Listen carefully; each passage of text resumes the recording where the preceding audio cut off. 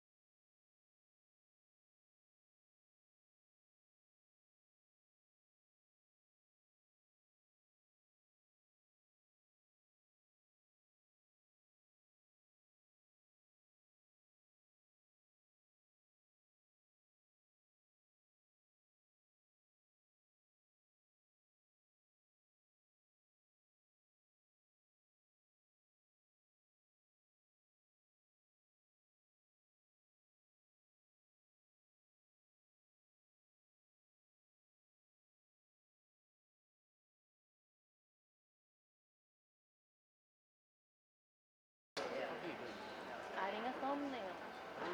Yes. Oh no one. Oh, they said no. We'll start in a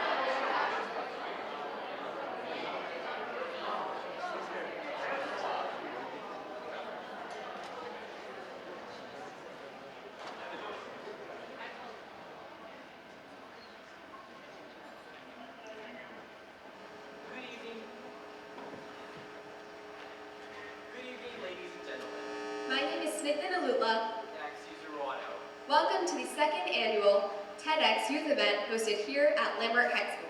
We'll be your host for tonight.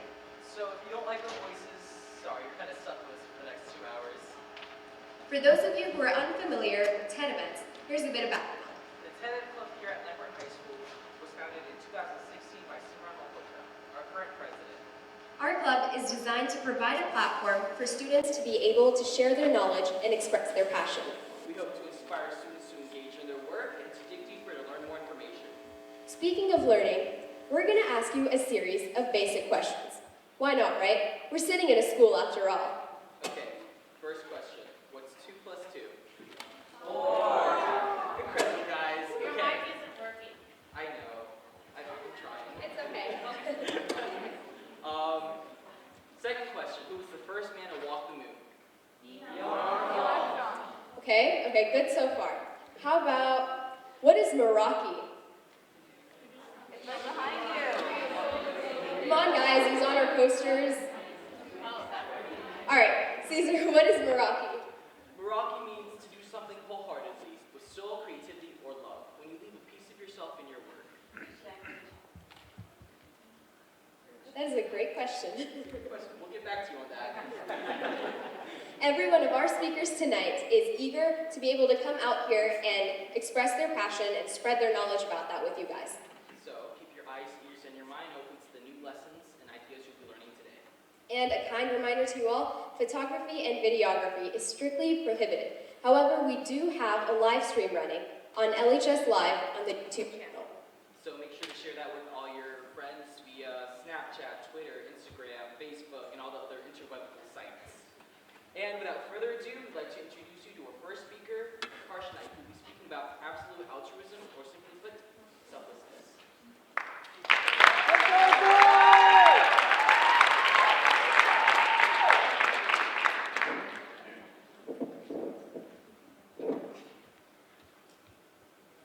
I'm a second-generation Indian. My parents were born in India, and they came here for work, and they had my sister and I here in Georgia. And because I'm a good Indian boy, I go to India every other year or so with my parents to meet my extended family. And the last time we went was actually last year, where part of the trip was spent at my aunt's house in Mumbai, one of the major cities in India. And as a nice present, we decided to go to the beach one day. Now, if there's one thing you don't know about India, is that it's a great place. It has great people, great food, great atmosphere, it's all great, except for the pollution. India itself produces over 1 million tons of pollution each year, and it's killing us. It's leading to its demise. I didn't know how big of a number this was until I had to experience it that same day when we went to the beach. I always knew there was trash in the ocean, but I never knew how much. I mean, it's the oceans, for God's sakes, it's huge. But anyways, we went down the boardwalk, past the street vendors, and onto the sand, and immediately I saw the most crowded beach, or place for that matter, that I've ever seen in my life. But I was no foreigner to this crowd. I've been to India before, so I decided to ignore the crowd. And I found a spot on the sand with my family next to some trash, cigarettes, the usual litter. And I decided to ignore that too. I got a little claustrophobic on the sand, so I decided to go into the water. So I went in, one foot, then the other, left, right, until I'm about waist deep, ready to dive in. And then something gets me. This creature wraps around my leg, not letting go, the current pushing it onto me. And being the great, brave son of my father, I'm completely terrified. I'm thinking, where's the bite, the pinch, the sting? Oh God, take me already. But I muster some courage to look down, with the Jaws theme now playing in my head as I confront my assailant. So I grab the creature, and I take it out, and I look it in the eye. And that creature was the most horrendous sight that I've ever seen in my life. I'm standing in the middle of the ocean, surrounded by the beautiful nature of the water, holding a plastic bag. And then it hit me. A cardboard box. Then a plastic water bottle. All this trash just keeps on flowing onto me. Completely disgusted, I run to my mom and I ask her with all my innocence, why? Why is it like this? Why is the beautiful ocean that I've loved since a child, why has it been polluted? She tells me that it's because of the population. That's because of the over 1 billion people there, that it's their fault, or some other excuse to shield me from the truth. So I go to my dad. He doesn't hesitate in telling me why. He tells me that it's not because of the population, it's because of the people. It's because of the companies. That it's easier for them to dump in the ocean than to dispose of their waste properly. That it's cheaper, that it takes less time. That they would rather not dispose of their waste properly, or they would not spend the time to fix the problem that they themselves have created. And personally, that's when I saw it. I saw that humans are selfish. That I'm selfish, you're selfish, we're all selfish, but none of us want to be. And that made me wonder, why are we selfish? Is it a good or bad thing? And for that matter, since we all possess the quality, how is it beneficial to us? So I did some research, and the most obvious answer as to how it's beneficial to us is because of survival. Imagine this. You're in the African savannah, you haven't eaten in weeks, and there you see it, it's gold. It's a limping gazelle. Now at this point, there's three options. You could either be like me, be a vegetarian, and probably die in the next couple of days because of your choices. You could either kill that animal and share it with your tribe, be the hero and do the right thing. Or you could be like most people and kill the animal and eat it for yourself. Live a couple more days and maybe even live to reproduce. Now I know many of you in the audience would believe that you would do the more honorable thing of sharing with your tribe, but I'm not only willing to say that you would keep the meat for yourself, I'm willing to say that you would fight for the meat. You would push, shove, even kill just to get that meat. And this is nothing to be ashamed of. It's extremely natural. In fact, it's all natural. In the sense that it's these kind of environmental pressures that are pushing this characteristic upon us, which is nowadays considered immoral. And that made me wonder, why is it frowned upon by our society? Why is it considered immoral? So I did some more research, and I realized that this characteristic is not only found in humans, it's found in animals all over the world. Like how some penguins will push other penguins off of a cliff into the ocean just to see if their shelter is safe, to see if the place where they've grown up is safe for their entire life. It's not for the other penguins, it's for themselves. But humans were different. We've changed over time. We've changed from being a singular, survival-based society into a more tribal, social-based race. And this eliminates the need to be as selfish as was before. And that made me wonder, why are we still selfish? Why are we still like this? Why are we not fabulously selfless? I did some more research, and I found that the answer to that is that we can't be fabulously selfless. We can be absolutely altruistic. If none of us in the world ever did anything for ourselves, we wouldn't be here. We wouldn't be the great society that we are today. We wouldn't be the great species that we are today. But what we can do is look at the big picture and give consideration to those processes that are bigger than us. And many of us do this with the one thing that has been with us for over thousands of years. And that's religion. Of all the major religions in the world, almost all of them have some guideline or some rule about how to act considering being selfish. Christianity states selfishness is evil and every disorder, and is willfully putting God to the test. Islam says that he who can rid the stinginess within the soul, he who can give preference to others, they will be the successful ones. Hinduism says that selfish desire is found within the mind, the intellect, and the senses, and is leading wisdom into delusion. But definitively, the most prominent religion addressing selfishness is Buddhism.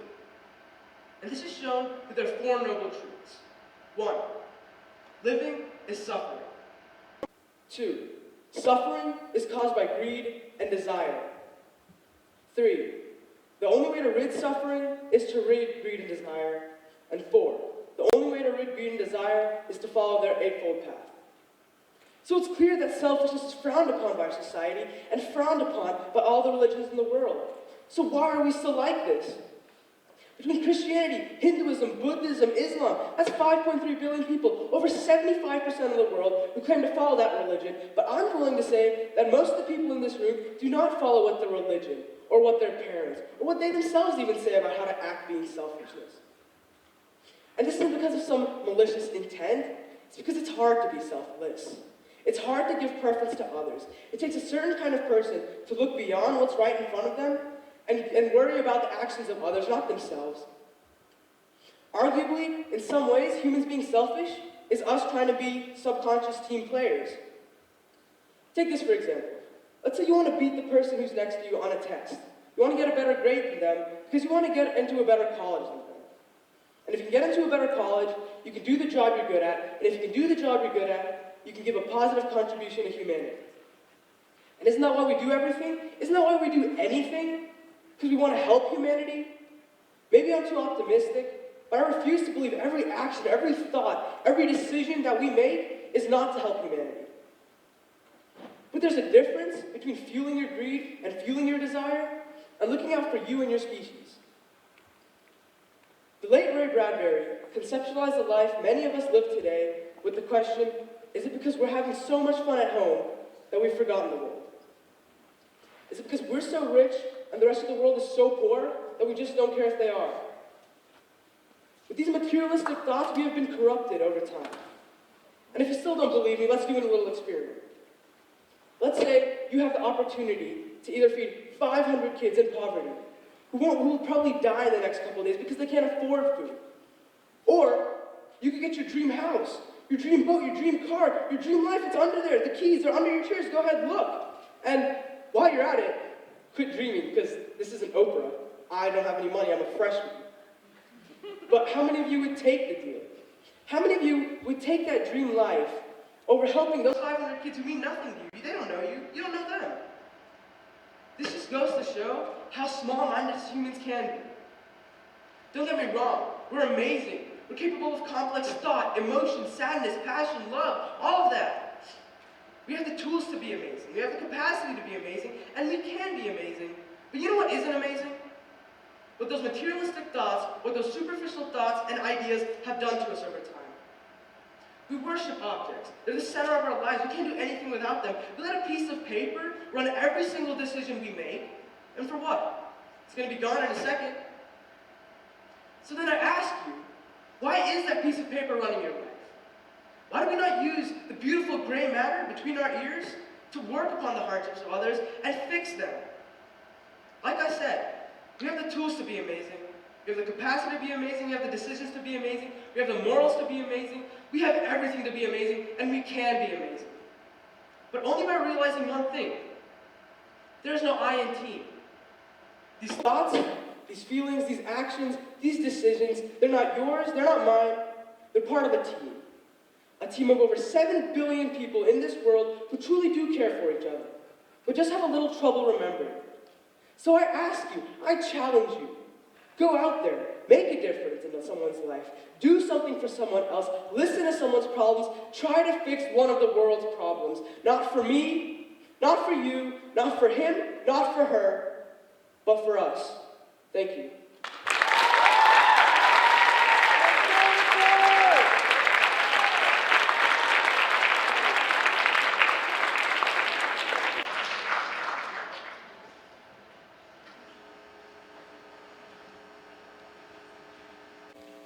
Thank you, Akarsh. And to get back to your question, it's Greek. All right, I have a joke for you guys.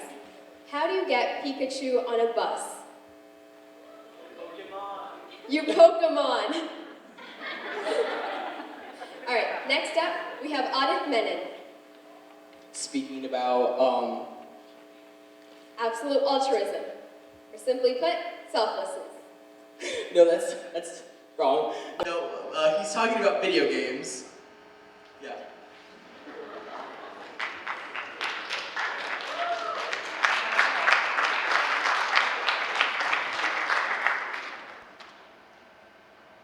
Okay, ready? Okay. Video games. They come in many forms, like reality simulators, action-packed shooters, fitness games, and more. But when you think of video games, who do you commonly associate it to? Kids, right? But it's not entirely true. As the average age of a video gamer is around 35 years of age. That's way beyond the age of a mere child. Just curious, guys, raise your hands. Who here has played a video game? Or, for the parents, who here has bought a video game for their kids? Interesting. As the current proportion is around 4 out of 5 households in video games, the proportion is likely increasing as video games become more and more worldwide. But due to the recent extreme crimes related to video game addiction, there's been a huge debate on whether video games have actually been good or bad for society. Remember guys, there's always two sides to the debate. So whatever assumptions you guys have right now, erase them today, as I'm going to explain to you both sides of the debate, whether video games are actually good or detrimental for today's society. When you lose in a video game, maybe a game like Mario, or an online shooter like Fortnite, what would you do? I mean, if you were like me, I would be screaming, cussing, just losing my sense of rational thought till I calm down. But why? Why do we get angry on such a game, yet keep wanting more? I mean, it could come with the satisfaction achieved from that game. One thing for sure is our brain has a major role in delivering that satisfaction. Especially when that video game has been taken away. Our sense of satisfaction, entertainment, our brain basically becomes mentally unstable. And during those periods of mental instability, that could lead to many periods of violence, as many mature content featured in games could be reflected onto our violence. Besides, around 90% of games have some sort of mature content in them. Along with the psychological effects, there are many unhealthy physical impacts that video games have been known to induce on the human body. One who's played a prolonged period of time of video games have been known to have periods of headaches, carpal tunnel, backaches, and even an increased risk for obesity. Besides, if you just sit in a room watching a screen for maybe hours or days to come, you're practically just a vampire. And considering you're addicted to video games, well, you're probably sleeping. Obviously, you're not getting enough sleep, and in class, you're probably going to be sleeping. So what happens to that? If you're sleeping, you know what that means. You're not getting any of the material in class. And next thing that happens, the test rolls around, and you have no clue what to do. And you take the test, you might as well turn it in blank, you don't know anything, and you have no clue what you're doing. And what happens to that? Due to these video games and lack of sleep, you're not really understanding, and who knows, you might be failing the grade, you might be failing the class, all because of these video games. And although these consequences are very severe, they've been known to come from video games and addiction towards it. I know, this sounds like video games are bad, but before you throw that console in the garbage, let me just tell you something. Video games actually have positives. It's true. And the reason many of you guys doubt this is because of your parents. That's right. You know, we've all heard your parents say, you're going to go blind after you play these video games. You're going to have so many attention and concentration problems. Well, what if I told you that's wrong? That's right. Your parents have been telling us lies. As those facts, what they tell us, has actually been proven scientifically false. One of the myths that they've told us is that video games cause us to make us go blind, or just essentially decrease our vision. That's not entirely true, as we can tell from the board right here. This is what a normal person, or a person who doesn't play video games, this would be their eye level. But then, a person who plays video games, that would be their eye level. And surprisingly, it's lower, basically meaning that video gamers actually have better vision. But this makes sense, however, as video gamers often have to analyze and absorb multiple sets of information, and usually in a fast pace of time, maybe in a war simulator like Call of Duty. Another example is that video gamers have also have a link of increase in gray matter in the brain. And a study was done where about 24 participants who played a game called Mario for around 30 minutes every single day for around two months. And they were compared to a control group who didn't play any video games. And when they went through an MRI scan, they found that the people who played video games found that they had an increase in gray matter in the right prefrontal cortex, right hippocampus, and the cerebellum. Another myth that you parents have told us is that video games cause us to have attention problems and concentration problems. It's not true, as video gamers actually are better able to multitask and focus. One way we can tell is by using the soup effect. This exercise, I want you to read the color of the word. Do not tell me what the word says, but what the color is, okay? You guys ready? Okay, let's go. Go, quickly, go. Pink, go. Come on. Go fast. Okay, it sounds like chaos to me. I mean, come on, like you guys got to like the third word and you guys all collapsed. Okay. The reason many of you guys collapsed, you're not video gamers. I mean, what video gamers can do, they're able to complete tasks like these quickly. And this makes sense, as video gamers are often put in situations where they have to use their fast abilities and reflexes to maybe quickly solve an issue or a conflict. For example, this conflict would be reading the color of the word. When they're put under time and stress, just having practice under that field, they're better able to complete tasks like this one right here. Video gamers also have an increase, or what I would say better, in problem-solving skills. And two major aspects that video gamers excel on: memory and hand-to-eye coordination. For example, well, I might have to memorize a sequence of colors in the game, maybe to unlock a chest, to further my progress. Another example is that I might have to use my hands, to move my joysticks, while looking at the screen to play and kill the enemy. Although these attributes, these advantages are very important, there is one attribute, one advantage, I would say the most important, would be the fact that video games can bring people together. Me and my brother are a great example. For example, I hated moving place to place. I have to move from states to states, countries to countries, whatever. And the most awkward thing was the fact that you come into the first day of school and you have no clue about anyone around you. Especially I wasn't really social at the time, and I didn't have any friends. So I just sat in the corner of the desk while everyone around was socializing to each other. I'm like, oh, I missed you in the summer, blah, blah, blah. And there was just me, sitting in the corner, no friends. I wasn't really social at the time. And well, this happened for weeks. Just 8 hours of just sitting in the same corner, not talking to anyone. Just looking at the teacher, just be like, can I go home, please, please? But the thing about this is that my brother started school. And about one day he went to school and he went back home. Was that when I was walking back from school, I felt kind of happy. Because obviously I had a brother, right? And I could rant about the problem. I could be like, oh yeah, school sucks, oh my god. And I could talk about how I'm not getting any friends. And then when I came back from school, I found him and 3 other people playing a game called Roblox. Like, what? He gained 3 friends in a matter of days. I asked him how he did it. And you know what he told me? He told me video games. Video games helped him acquire all these friends. And I don't know, Roblox actually taught me a lesson here, but with these video games, he told me that he was the best Roblox player. That's right. He was the cream of the crop. One of the best. And it turns out all his friends were really bad. But he helped them. And when he was helping him, trying to improve, trying to get Robux, whatever, but trying to improve on his skills, he was able to talk to them, connect, and just essentially be friends. And unfortunately, I have to say, I actually learned something from my brother. I learned that talking to video games is a great subject to talk about, as lots of people know about video games, and it's a great way to make friends. Before I came to talk to you guys, there was a major stereotype that video games are bad, and nothing good comes from it. It's not entirely true, as there are many psychological, physical, social, mental advantages that come from video games. But then again, we won't know how video games will end up in the future. Maybe as more addiction cases and violence cases from video games occur, video games might be the reason that society falls apart.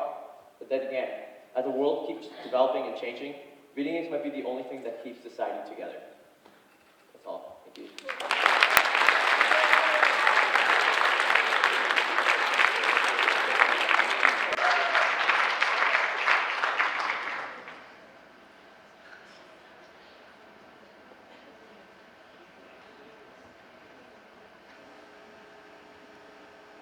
Wow, who knew there was so much to know about video games?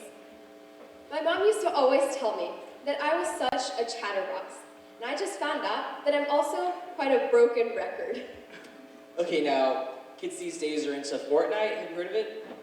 Yeah? Okay, but back in my day, we had Mario Kart. Now, I want you to raise your hand if you're a Mario Kart fanatic like me. Yeah? Yeah, you guys get me. Okay, so our next speaker is going to be Lambert, enlightening us all about the power of love, not selflessness.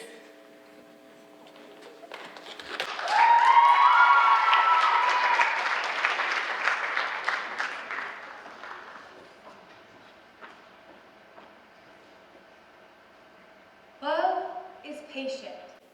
Love is kind. It always protects, always trusts, always hopes, always perseveres. Love never fails. 1 Corinthians 13, verses 4, 7, and 8. This Bible verse has been hanging above my bedroom door for the past 15 years. All my life, I've focused on it as I built relationships, made best friends, and shared countless memories with the people I love. But whether or not you view this with any sort of religious light in mind, I think some part of everyone here wants to believe that this is true. Because just imagine how much easier life would be if love were effortless? Well, let me share 3 things I've learned with you. Number 1, love is never going to be easy. Number 2, even though love's not easy, it's worth investing in because you need people you love in order to live a life you want to live. And number 3, I learned that it's not the times that this quote lives up to your greatest expectations that make you who you are. It's the times you really have to question it and look within yourself for the truth that will build your character. When the person I love the most, my grandmother, abandoned me, I had to search in every corner of my mind to figure out why this person I loved so much could leave me. Because even though I've had this quote in my life forever, it's taken me forever to understand what it truly means. So in order to justify why I can still base all my relationships in this quote, I need to explain to you what love means to me. And we'll start with my mom. She's the most giving lover I know. She loves with everything she has, with everyone she knows. And she loves me, unconditionally. I mean, I couldn't forget it. She tells me at least 10 times a day. But my mom doesn't only love me with how many times a day she tells me. She loves me with everything she does for me. And for how bad she wants my dreams to come true, because she knows how much they mean to me. My mom loves me with her worries, her praise, and her criticism. Because everything she does for me, she does in order to make me a better person. The love that me and my mom share is full. It's overwhelming and it's unconditional. And then there's my dad, who I love with everything I have in a completely different way. The love that me and my dad share is usually felt on a road trip when we're going 70 miles an hour down the highway singing the words to our favorite song. Or the feeling I get when I look into the stands of my volleyball game to see he's the loudest one cheering me on. Or the way I feel when he lets me pick the restaurant for family dinner, even though I know for a fact he does not want to eat sushi again. The love that me and my dad have might not be said quite as often, but it's just as present. Because the love that me and my dad share is mutually understood, and I know it will be there forever. And then there are my best friends. Now these people are the ones that get me out of bed in the morning. They're the ones that know everything that's going on in my life and hear every single complaint that I have. My best friends are the girls I go to the movies with on Friday night and stay up till 3 a.m. thinking, where are we going to go to college? My best friends are the girls I spend my memories on. And I love them in a way that I am so excited to see where each and every one of these girls will go with their future. But I am so in love with the moments we're sharing right now, today. I also have a best friend that lives 385 miles away. She's my best friend for life. I mean, I don't think she's given me a break since day one. She's seen every embarrassing phase and every awful outfit I've worn. But she knows me better than anyone for who I am today, and for the struggles I faced to get where I am. I could never tell you how smart, kind, loving, and beautiful she is. Because the love that I have with her doesn't have to be seen to be felt. Because I know it will always be there. And there's another type of love I thought that would always be there. I saw her at my graduation, my birthdays, and my wedding. This was the love of my grandmother. I spent endless nights eating M&Ms and jumping on hotel beds with her. And I hear her love in every note of You Are My Sunshine. But she had to choose herself. And there's nothing I can do to change that. The only thing I can do is to remember this type of love for the good times it gave me, not the bad. Because the only thing this love has given me is strength. And these are all the types of love in my life. Like I said before, not a single one is easy. But one thing that does stay the same is that they're all constantly changing. Because as we cycle through the seasons of life, we will grow. And so will the loves that we have in our life. Because love love is no perfect one-size-fits-all. So right now, I know I've been talking about myself for a long time, but I want to share a lesson that took me forever to learn. That's the lesson that you're not a puzzle made of one piece. And just because one type of love changes beyond recognition, you're not broken. In fact, we're all puzzles made of every type of love that we encounter. And as we grow up, we'll make new loves, and the loves in our life will change. But our puzzle will incorporate all these changes in order to reflect the person we have become. So right now, think about everyone you love. Tell them you love them as often as you can. And make memories. Live in the moment. Because that's what life's about. Life is about loving the moment you're in and the people you're living it with. So that leads me to the only piece of advice I feel I can give, which is love is patient, love is kind. It always protects, always trusts, always hopes, always perseveres. Love never fails, and love is the best type of change you will ever encounter. Thank you.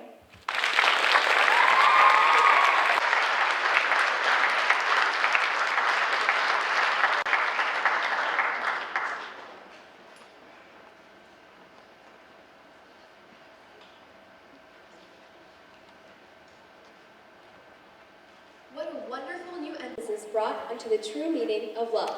Thank you, Lane. Our next speaker will be Ronit Rajani. Explaining sexual harassment seen from a new perspective.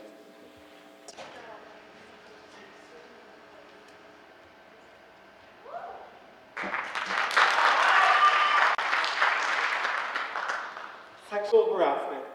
It's an issue that's been occurring for countless generations. And with it happening to both males and females, why are females the only ones being recognized? Now, you might be calling me biased because I am a man, but that's not what I'm trying to portray through this message. For example, Joey Salads, an American YouTuber who is famous for his shocking social experiments and funny pranks, showed him going to the mall to try to see how people would react if both genders were sexually harassing each other. When Joey sexually harassed the girl, the crowd made sure to protect the girl at all costs. And, however, when it was the other way around, the crowd did not seem to care, and no one protected Joey. Everyone just thought the boy was lucky enough to have a girl around him, when in fact, he did not want any sexual relationship with her. Just because a guy is pushing a girl to do something he does not want to do, is that okay? No, it is not. Why is society so blinded by these social regulations and norms on how to live? Why is it that men are treated differently than women, and we cannot see this? In my opinion, society neglects males because we are too involved with the women's concerns. From the aftermath they go through, and when they get raped, we know this all. But when it is a man standing up for something that is right, we don't even hear about this. Why though? I know people who are men that are sexually harassed or even raped ladies. I also know people that are women that have sexually harassed their husband in some way or form. When it is a man sexually harassing a woman, the case goes on for a countless amount of weeks, and the man is given no mercy. However, when it is the other way around, no one seems to care and the case fades away soon. This must change. In 1998, 2.7 million men in the United States were victims of attempted and completed rape. Why is it that men are demoted as a more safe and protected race in society? For all we see in the social media, news, and broadcast is that the women are the ones who have brought light upon themselves. Social activist Dorania Burke is credited as being the first one to use the phrase Me Too in 2006 to help demonstrate the prevalent usage of sexual abuse in the workplace. It came to light upon the sexual abuse allegations against American film producer Harvey Weinstein. However, why isn't there a courageous man like Dorania that is able to speak up and express himself like the way she did? Why is it that when women speak up, they are heralded as heroes, but men are shut down? Will they be made fun of just because they are ought to be the more aggressive, courageous, and tough race and play sports, for example? Just because you are a man does not mean you possess these qualities and cannot come forward in something that is most definitely wrong. You see, society only shows us the things they want us to conform to. Why though? Why do we conform when we have the ability to love and respect the things we want to do, to think the things we want to do, and ultimately do the things we want to do? Social activist Tharanya Burke used this phrase to help survivors realize that they are not alone. It was popularized by many female figures in society, such as Ashley Judd, Uma Thurman, and Jennifer Lawrence. However, why did Alyssa Milano only encourage women to tweet this phrase? Why not men? Just because there are no instances in society in which popular male figures have gone through a case of sexual abuse and assault does not mean that this does not happen. Men need the awareness and empathy that women are receiving right now in society for them to realize that they are not alone. Not alone. We, as a people, must know that they are survivors. They are unstoppable. Along with #MeToo, I say #MenToo, for all those men who have been too scared to say a word, for those men who must break out of their shell, and for those men who must find their purpose. Why is our society shattered like a broken glass? And why do we want discrimination when we can make changes? It only takes a step and a change to make a difference. So why don't you be the first one to take that step? Furthermore, there are false accusations made every day against men by women just knowing to do so just because they know they can take higher ground. For example, Toby Turner, known by his stage name Tobuscus, is an American personality actor, comedian, and musician. However, on April 8, 2016, his career took a turn for the worse. His ex-girlfriend, April Fletcher, posted a video on YouTube where she said that Toby had cheated on her many times in the relationship, drank lots of alcohol, and also raped her in February 2013.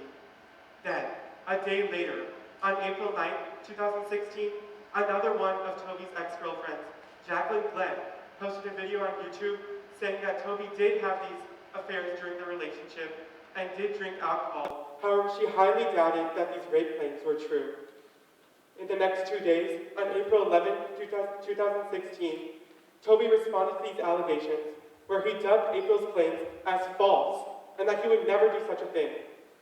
As a result of these allegations, Toby was replaced as the voice of Ant-Man/Scott Lang on Marvel's Avengers Academy. Why is it that these minuscule allegations, which are not even deemed to be true, can lead to such huge impacts on a man's life? It is not okay, as many lives of men are being ruined due to this fact.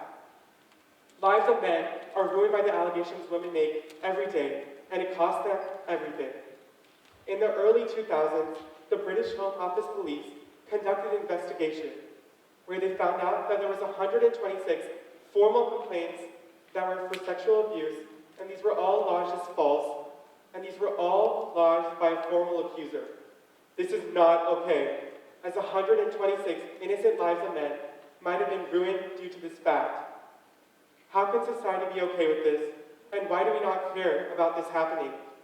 For me, I am profusely hurt by this, and this is why I'm giving a TED Talk over it. But I believe in true justice. Men, speak up so we can make a difference together. What's touchy is the fact that the same things happening to women are happening to men every day, and this is going unnoticed. When we think about society, we have these perceptions, good or bad, right or wrong, and black and white.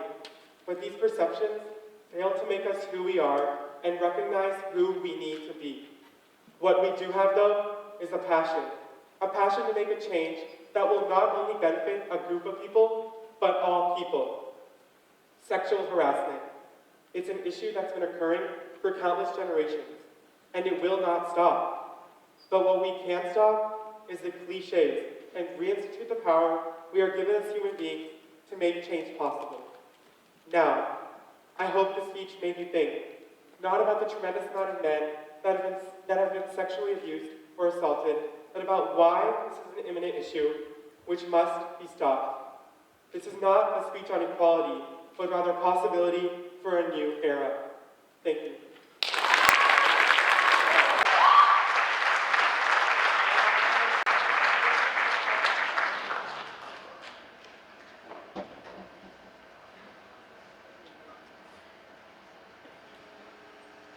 Thank you, Rhonda, for shining light on some issues that are not always seen by our society. Okay, I want everyone to put your hands in the air and make your two L's. Which side is left? Which side is right? Okay, now which side is wrong? Okay, put your hands together for Vasundhara Pathak, who will be speaking about The fundamentals of right and wrong.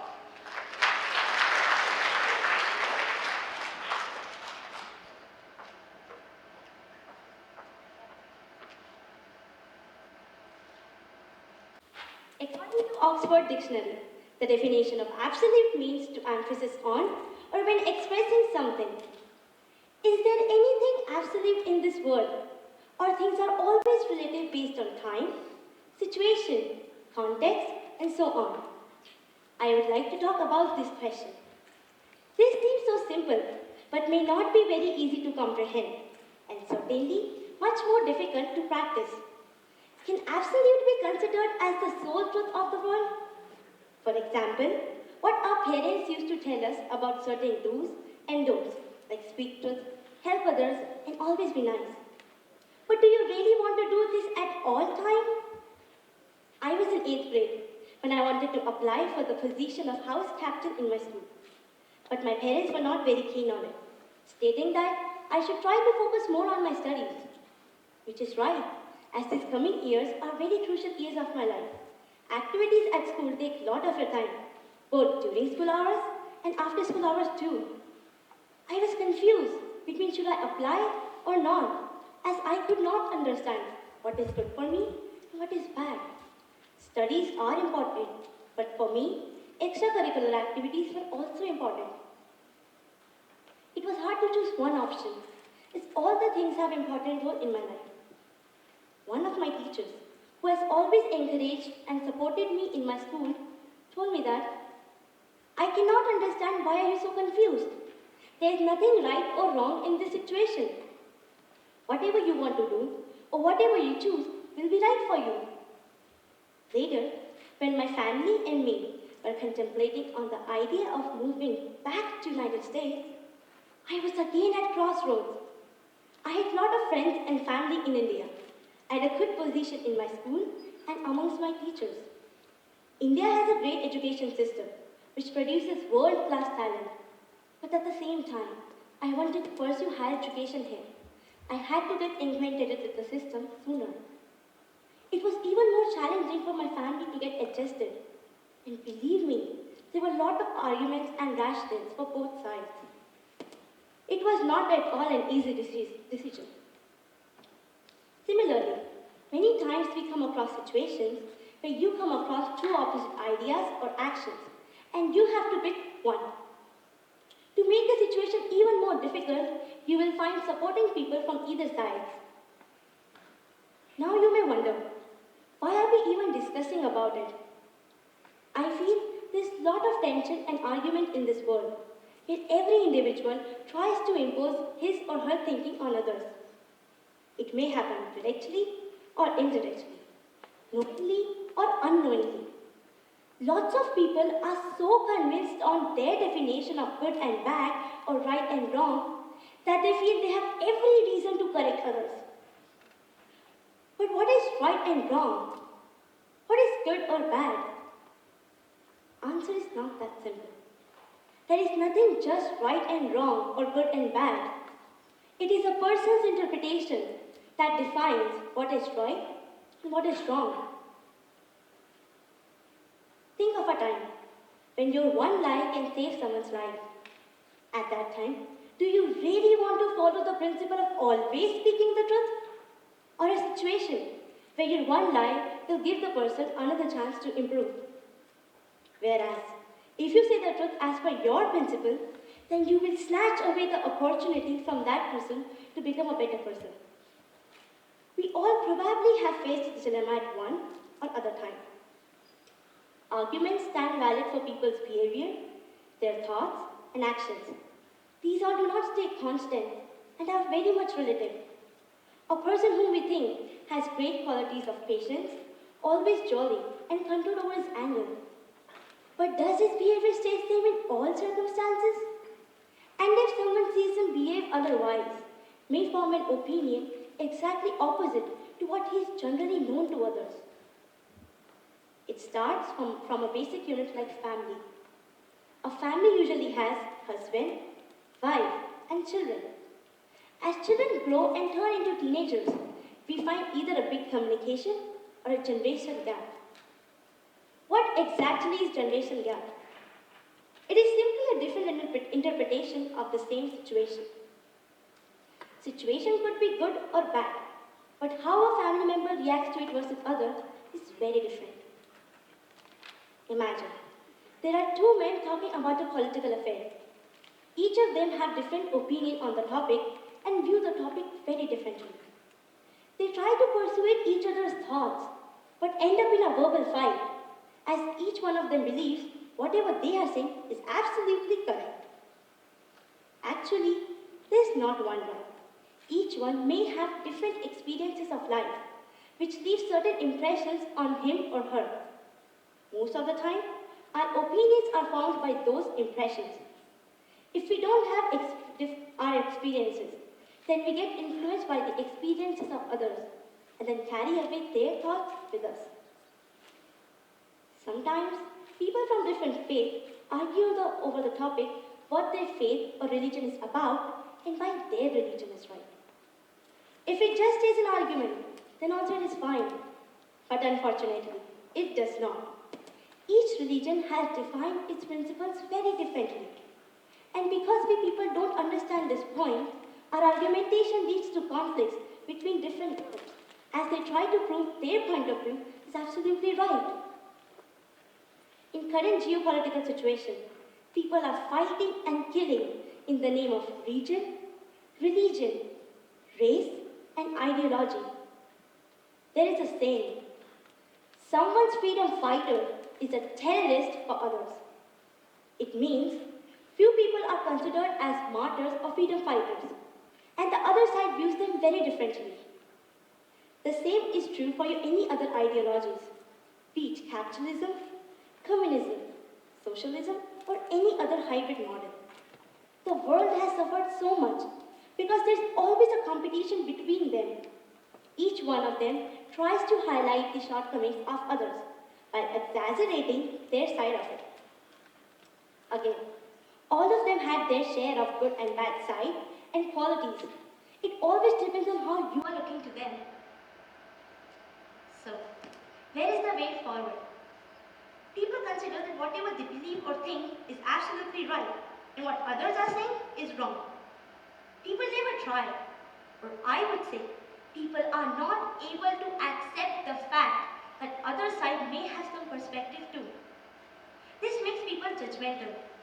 These people start judging others by their ideas, their ways of doing things, and so on. Again, this has to start within family, between friends and social circle. Try to understand others' viewpoints. Give space to others' ideas. You may not always agree with it or like it, but by simply being open enough creates a very different environment. The same attitude is extended to any other beliefs, be it cultural, social, religious, or political. To attain harmony in society, one should be respectful to others, not just tolerant. This will truly make us a better human being and will lead us to peace and happiness. Sometimes, variety and difference in opinion creates a society which is more colorful rather than just black and white. I'm sure all of us like the vibrancy of colors and don't want to be restricted. Same is true with nature around us, but everything coexists in harmony. Never try to persuade anyone or force others to believe your thoughts. Be open to others' thoughts and aspects that they consider as right. Your do's and don'ts are defined by you and not by anyone else. Your views and opinions are there, but whether people will embrace those or not is not in your control. Even if they accept or reject them, it does not make it right or wrong. There cannot be anything absolute in this world. Definitions are based on time, situation, and context. Whatever you believe is right is absolute for you, but subjective for others. Thank you.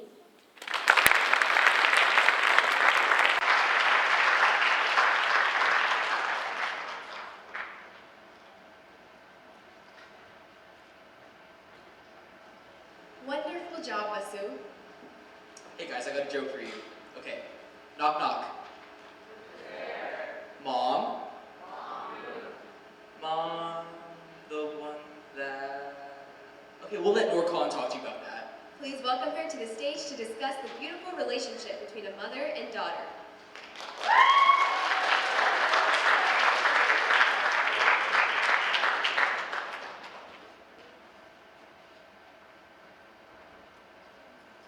I have a question to ask you. What is the greatest thing that your mom has ever taught to you? Because if you ask me, I couldn't just name one thing. My mom is probably the strongest person I know. She is the most compassionate, intelligent, honest, and hardworking one too.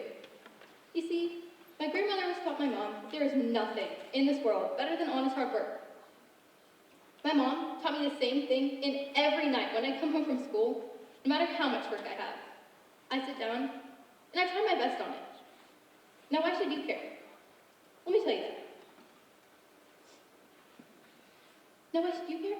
Let me tell you that. My mom works at Dunshbridge Dental Care, and every year they have a free dentistry day. There are people lined up outside that have slept there throughout the whole night just to get a free simple extraction. My mom and staff are there from 7 a.m. to 4 p.m. She works non-stop for 9 hours. And for what? Nothing. She has not complained about the tireless work for no pay, or the fact that she used to get up at 6 a.m. to get there on time. And she still managed to come home and cook an amazing meal. And sometimes I wonder how I should follow my family's footsteps. They've gotten so far and accomplished so much, and I want to be able to say the same about myself. Each day, each and every one of them improves or even saves somebody's life, and I want to be able to do that too. And I was thinking about their success, and at first, I thought it was just inherited intelligence, and it may be, but it is also extreme dedication and perseverance in everything that they do. They have all worked long, strenuous hours to obtain the degrees and certifications that they have today. And throughout all these hours, they've worked by one moral. My grandmother has always taught them that truth is one of the greatest morals to live by, and that is one of the greatest things. So my mom attended Harvard for a portion of her dental training. In there, she fell in love with their motto, Veritas. In Latin, the word veritas means truth. As I grew up, she taught me you should always be in search of the truth. The truth in learning, the truth in living, and the truth in love. But most importantly, to be true to yourself, because that's what matters most. She taught me we have to hold high expectations for ourselves and treasure self-worth. These are the same things that she was taught, and she's passed down to me. They have shaped who we all are today. To ask my mom these questions, I sat her down. And we're a pretty busy family, so sometimes sitting down and talking can take a lot. But I got her to take a break and relax.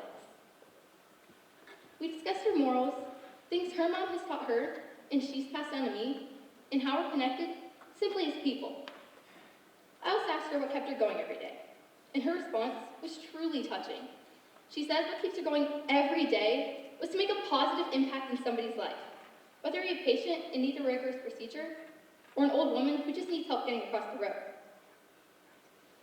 And as I continued to talk to my mom, she began to tell me how she will always love and support me through everything that I do. And personally, this means a lot. I know I will always have someone to sit down and keep me company when I just type up an essay. She will give up hours of her own leisure time to explain the detailed process of photosynthesis and learn the physical features of Africa along with me. And personally, this means a lot to me, because I know I will always have someone by my side, and that someone is my mother. So support and acceptance from the world means the world to every child. And without it, many people wouldn't be where they are today. For example, Bill Gates' mother, Mary Maxwell Gates, supported their shared interest in technology. She allowed him to expand their passion into the multi-billion-dollar company that it is today, Microsoft. And without her motherly support, numbers of people's daily lives would change. But that got me thinking, what if someone doesn't have a great and positively influential mother? Because sadly, some people don't. Psychology today states that children can have numerous setbacks without mothers like these. From the day a child is born, its first reflection of itself is in its mother's eyes. The child learns whether it will be loved and nurtured or neglected very quickly. And as they age, they may face numerous setbacks as a result of their mother's behavior. And the worst one is becoming an unloving mother just like their own and continuing this terrible cycle. These children develop trust issues, difficulty with self-confidence, and they face hardships, creating a good life for not only themselves, but those around them. But all these horrible things can be solved with a simple solution: seeking help. These girls and mothers do not realize that they are not alone. They can receive help from families, support counselors, and friends. And the greatest thing that they can do is talk. Because words are not only the strongest weapon, but they are the most powerful tool for healing. My mom is my best friend. She's my role model. She's my connection to all my strong female relatives that I have today. She's always told me, no matter if we are together or apart, we will always be joined by the heart. Thank you.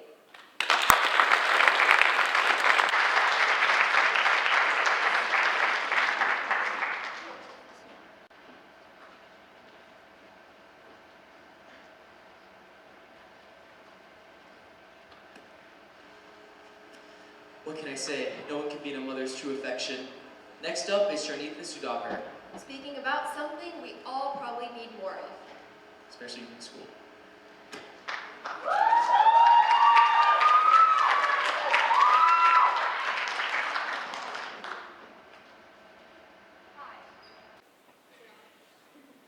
Is it on? Okay. Hey, so as high schoolers, I think it's safe to say that we all have pretty busy lives. So just take me for example.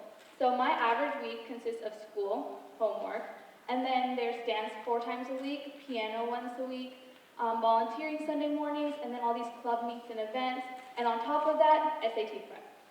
So when I go to dance or piano, for example, and there's these parents with little children there, and they all see how much time I spend there, and they always ask me, "Oh my God, how do you have time to be here?" And my response, I kid you not, has consistently been, for the past 2 years, "Oh, I just prioritize sleep." And they go, "Huh?" And I go on to explain, "Oh, I just love to sleep, so I get all my work done as soon as I can, just so I can go sleep." And they go, "Oh, okay." See, that's the thing. They think, "Oh, a girl talking about sleep. She must be joking, because sleep is viewed as such an insignificant thing." Well, I'm here to tell you, I'm going to talk today about, out of all the things I do in a week, I'm going to talk about the most important, and personally my favorite thing I do in a week: sleep. So what is sleep? Hopefully I don't need to waste your time today defining sleep, because all of you do it on a regular basis. Yes? Yes? Okay, good. So moving on, why do we sleep? Well, although there are many theories as to why we as humans need to sleep, there's no actual proven theory out there. And I think this is crazy because scientific advancement has gotten so far, and we know the causes of such rare diseases like foreign accent syndrome or progeria and all these rare types of cancer that less than 1% of the world's population suffers from.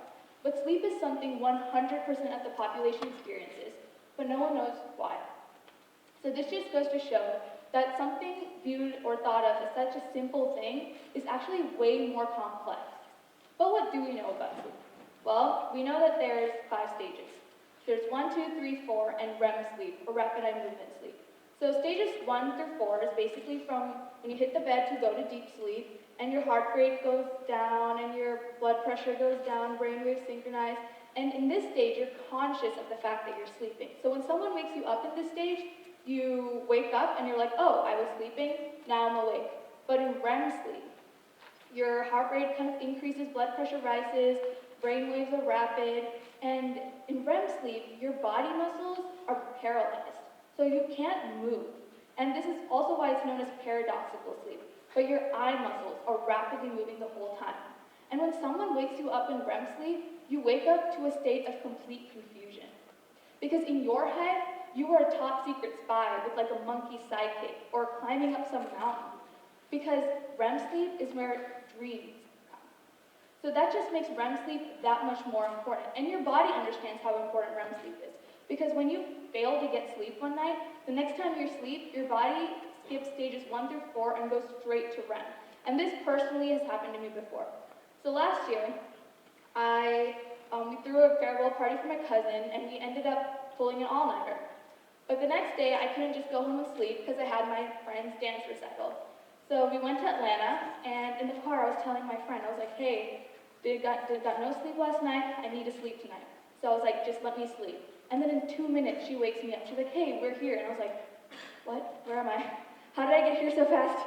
Supposed to take an hour, show was great, get back in the car. And I was like, okay, really need to sleep now, just let me sleep. Same thing. In 2 minutes, she woke me up again. She's like, hey, we're home. And I was like, why? Like, I need to sleep, let me sleep. Now that I realized, that was actually my brain catching up on all the REM sleep that I missed the night before. It pushed me into the deepest stage of sleep in that 1 hour that I didn't even realize it. See, your body understands how important sleep is, but for some reason, we as humans fail to understand that. So I asked my friends, all high schoolers like me, how much sleep they get, and the healthy amount is 8 to 9 hours. And the responses I got were 5 to 7 hours. But I get it. It comes down to, why should I sleep? I have 24 hours in a day. I have so much work I could do. I want to make it to Harvard. I want to go here. I want to do that. Why should I sleep? Why should I waste 1/3 of my 24 hours on sleep? Well, that's because we all are under the misconception that sleep is when our mind and bodies are just like shutting down, just relaxing. But our minds and bodies are working harder than ever when we sleep. Our minds, for example, our brain waits till we're asleep to consolidate all our memory from that whole day. Our body goes through rejuvenation when we sleep. So many restorative functions like tissue repair and muscle growth happen primarily when we sleep. Even more, the neurons associated with sleep are also closely associated with our immune system. So this suggests a new theory, that maybe sleep is our way for our body to put our body on hold, reserve all those energy and resources to fight any infection in an attempt to keep you healthy. Your body is trying to sleep to keep you healthy, but you don't realize that. Let's take a laptop. So if your laptop has like old, needs bugs, needs fixes, it'll pop up and be like, hey, new update. So you want to click update, so you click update to fix those bugs, and it says restart. So you have to restart the laptop in order to update it, right? That's how we all update laptops. But for some reason, when you don't sleep, that's like going up to a laptop and being like, update. Restart, no, don't restart, but I want you to update. Is it gonna work? That's what you're doing to your bodies every time you refuse to sleep. So I might be a little biased because I love to sleep. And even like last year, for example, when we went to Hawaii, there was like 3 flights to get there. So on the first 2 flights, my friend would try to switch with whoever's sitting next to me or somewhere near me, and she's like, oh, let's switch seats, we'll like talk on the flight, we'll have so much fun. But then on the 3rd flight, I didn't see her at all. So when I got off, I asked her, I was like, hey, I didn't see you, what happened? I thought we were gonna sit together. And she goes, you're kidding, right? And I go, why didn't you come? And she goes, the second the plane took off, you were fast asleep, in such an uncomfortable position. It was so embarrassing to even be sitting next to you. Like, how do you even sleep on these seats? They're so uncomfortable. And my response to her was, how did you not sleep? And that's what I'm asking you guys. How do you not sleep? Well, I know all of you will be super fast to point your fingers at all the work you have, or like soccer practice until 9, dance till 10, and all these other things you have going on in your life.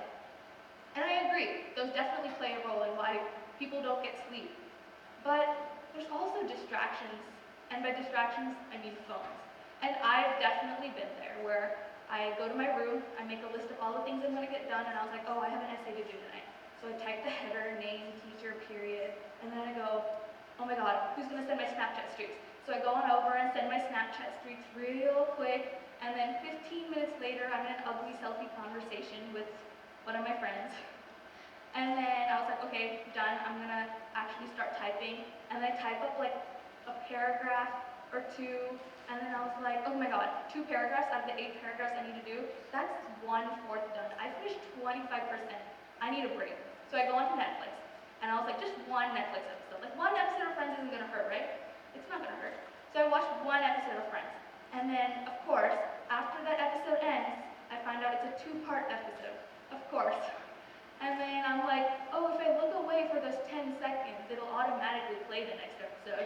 So I conveniently look away, and it plays, and I was like, oh, the episode started. I can't leave in the middle of an episode. So I finished that episode, and then I was like, okay, I have to start working now. And I get halfway done, and I was like, and I checked the time, and it's midnight. And I was like, oh my god, I'm only halfway done, it's midnight. I'm so tired. How does my teacher think I can even do this?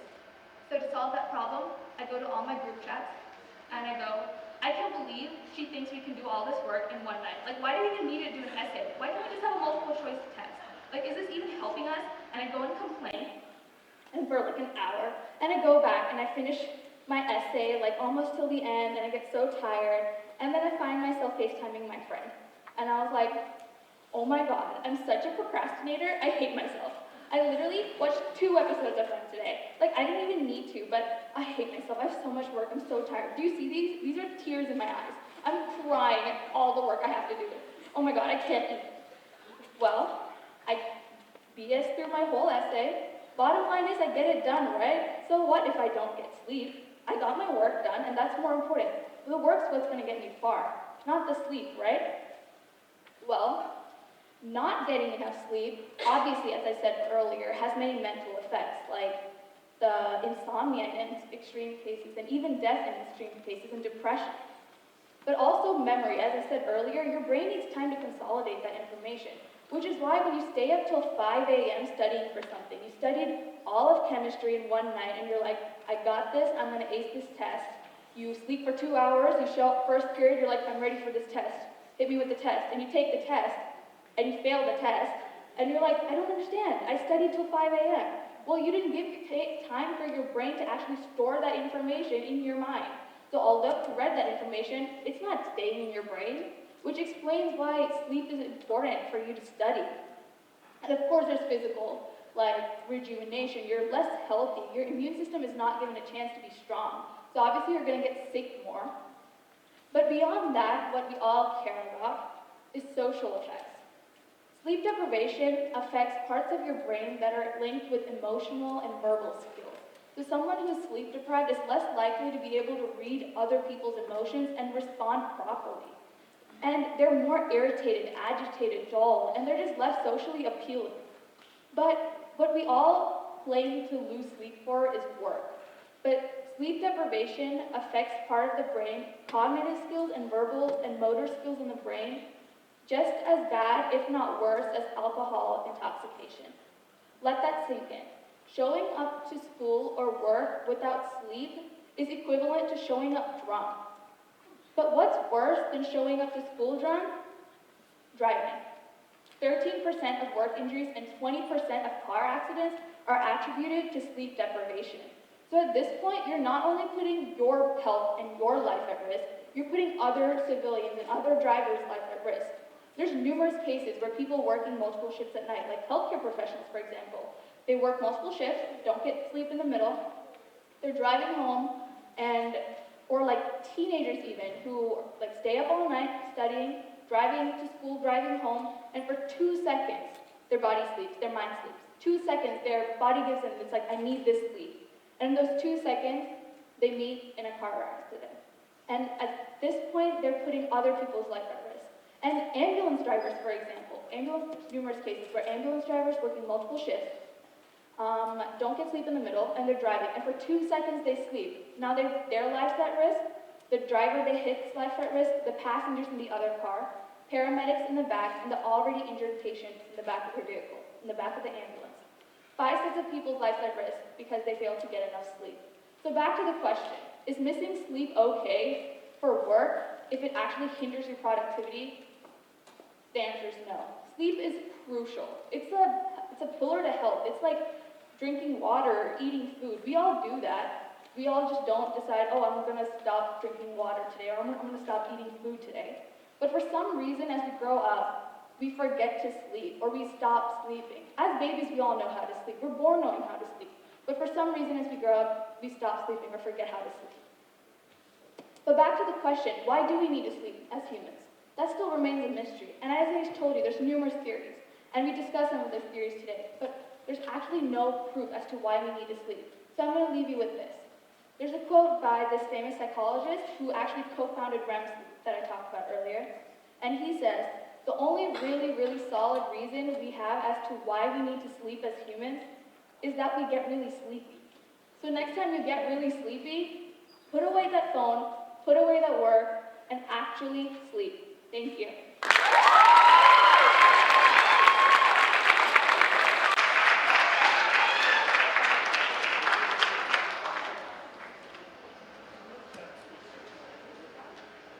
We have a small break for you guys, but before we let you go, we'd like to thank our sponsors, Chick-fil-A, JS Rams, and HKG. That, my dear friends, concludes the first half of our event. We have Chick-fil-A sandwiches as well as concessions for you all outside. We'll be playing a TED video in here, so make sure to be back in your seats in 5 minutes.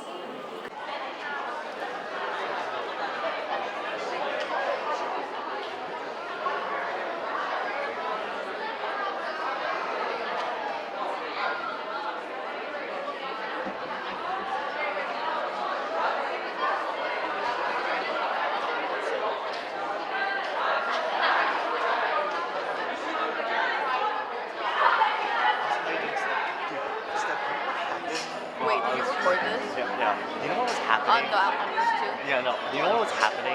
Literally when I was working, Rich texted me saying, do you have an iPhone? I was like, yes. And then you know what iPhone have? FaceTime. So I was like, I swear to God, if you're FaceTiming right now, 3 seconds later, FaceTime. She's like, hi! Because her best friend Hannah was there. Her who? Best friend Hannah was there from Carolina. Because Dr. G's right there. And I was like, it was so loud.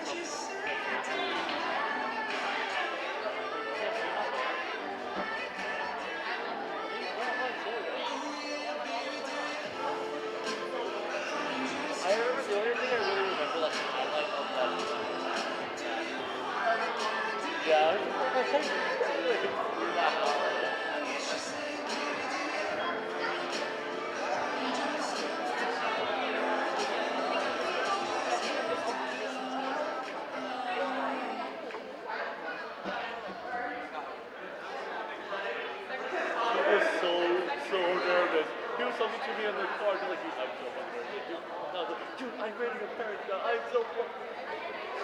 It was the sweetest thing, but he was like panicking on the road. Like he was going this way. He was like his car was suddenly going this way. I was like, dude, drive. I was like, dude, I am so nervous right now. I was like, I'm nervous about you. You're driving and you're nervous. It's not a good combination.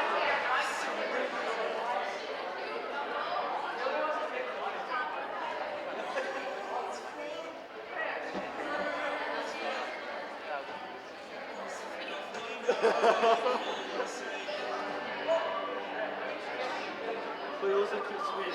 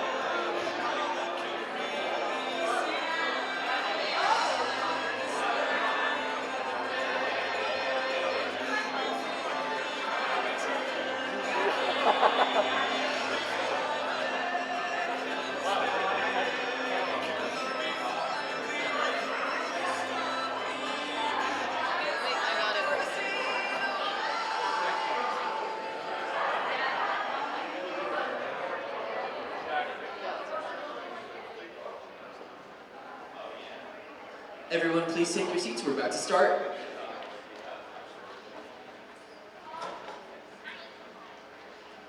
Welcome back, guys. Our next speaker is going to be Shrita Parmatiti.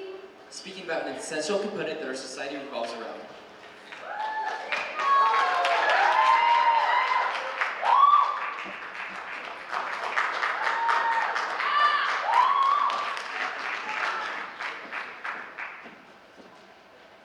As a young child, you probably want to become a cardiothoracic surgeon or the owner of a multi-millionaire dollar company. Now, you might be thinking, well, these two are completely unrelated and have no correlation whatsoever. Except there's one teeny tiny thing that creates a link between these two. It's that they can earn someone a lot of money. Money can alter your life in just a matter of seconds. 1 second, you might be the richest person alive, and then suddenly in the next, you might be living on a tight budget. This tiny piece of rectangular cotton tells us what we can afford and what we can't afford. It creates so many of the emotions that we feel, like happiness, sadness, and greediness. Without money in this world, we would not be living the way we do today. How many of you guys worry about your grades? Or if you have the latest iPhone? Or how many likes you get on a post? Majority of us do, because our society allows us to do that. We are given so many opportunities to take on the world because the money helps us. But we shouldn't let money define our actions and dictate us. While writing this speech, I came across a burning question that I couldn't seem to answer by myself. So I turned to my peers and decided to ask them what they thought. Why do we work so hard to get perfect grades? Why do we intentionally stress ourselves? I asked my peers, if you could achieve one thing in life, what would it be? And one option doesn't imply the other. Their options were to become famous, to become rich, or to be doing something that made them happy, no matter what the consequences were. 90% of the people I asked said they want to do something that makes them happy, no matter what the consequences were. That was when I realized why I worked so hard and why I challenged myself every single day, so I could surround myself in happiness. My name is Shrihita Padamatinti, and I'm here today to share my experience with you all. Summer of going to 6th grade, my family and I went to India. As some of you know, India's summers are extremely hot, and to those accustomed by AC, it's unbearable. One of the days we were there, it was absolutely burning. And unfortunately for me, we had plans of going somewhere. So I got into the car all hungry, moody, angry, sweaty from all the heat. It was pretty obvious I didn't want to be there. After what felt like hours of sitting in the car, we finally reached our destination. I looked outside the window and I saw in big, bold letters the words, Soup Kitchen. I got outside, really confused to what we were doing there. I walked into the big hall, being curious as I am, and I saw one of the greatest things about the humankind, the willingness to help. I saw so many aged people eagerly sitting on the floor, waiting for their food, and twice as many people there trying to help them get that food. I asked my mom who these people were and what we were doing there. She told me that everyone sitting on the floor were people who couldn't afford enough money to feed themselves or their families, and they came here to get it. And we were there that day because we were sponsoring all the food and blankets that were being passed around. With that in mind, I went out and I passed out blankets to every single one of them. And that day, I saw how much they appreciated something as small as a blanket that we had every single day.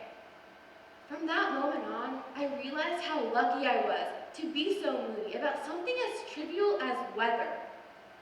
Not knowing what their next meal would be, they ate with such gratitude and appreciation in their eyes. Living in this society, we are so beyond blessed to be surrounded by people who live modern lifestyles and people who surround themselves with various luxuries.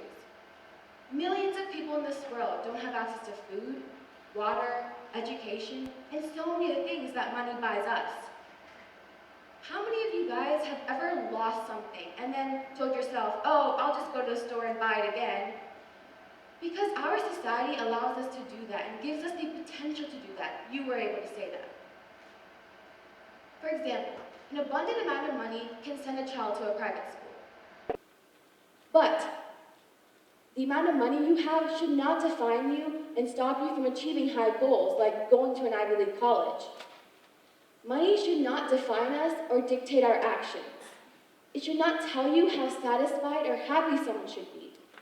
Life should be about true friendships, your family, and doing what makes you happy. At the end of the day, money is part of the society no matter what. We can't stop that because our world revolves around this tiny piece of rectangular cotton. But why? Why do we let that happen? People view money as the only sign of success or the only sign of happiness without actually looking at the true personality or characteristic of that person. Why do we let that happen though? People need to change the way people look at the value of money. We need to change how and tell ourselves that happiness is something that you can give yourself, not some tiny piece of rectangular cotton.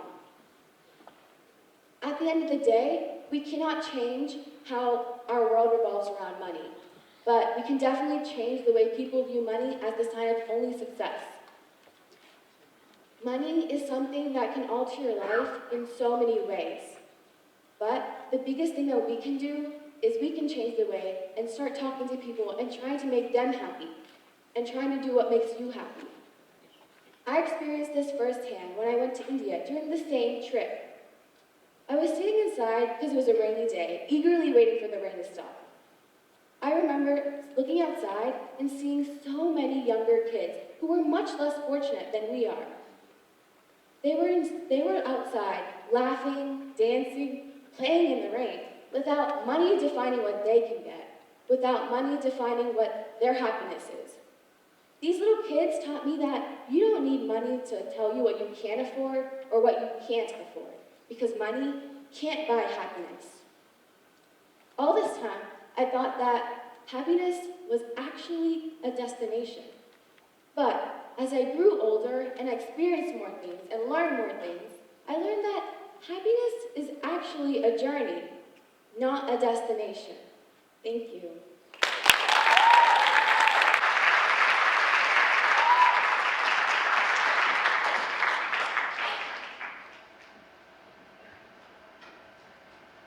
Now that is something we should really ponder upon.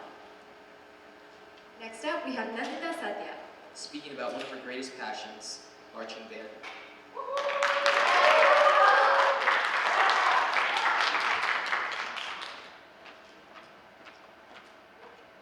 You know, I never really fit in. But as if that wasn't bad enough, I never accepted myself for it. Going through the cycle of self-loathing and sadness was really bad. And I guess the worst part about it was, I never accepted myself for who I was. And I was basically a floater who just jumped from friend group to friend group, just trying to fit in, just trying to find our own group. And it really doesn't work well for any party. You got one really weird girl going up to different people, trying to befriend them and trying so hard. It's so obvious. And then you got a clique who seemingly closed their doors on the prospects of new friendship. It just took an emotional toll on me. That's never good.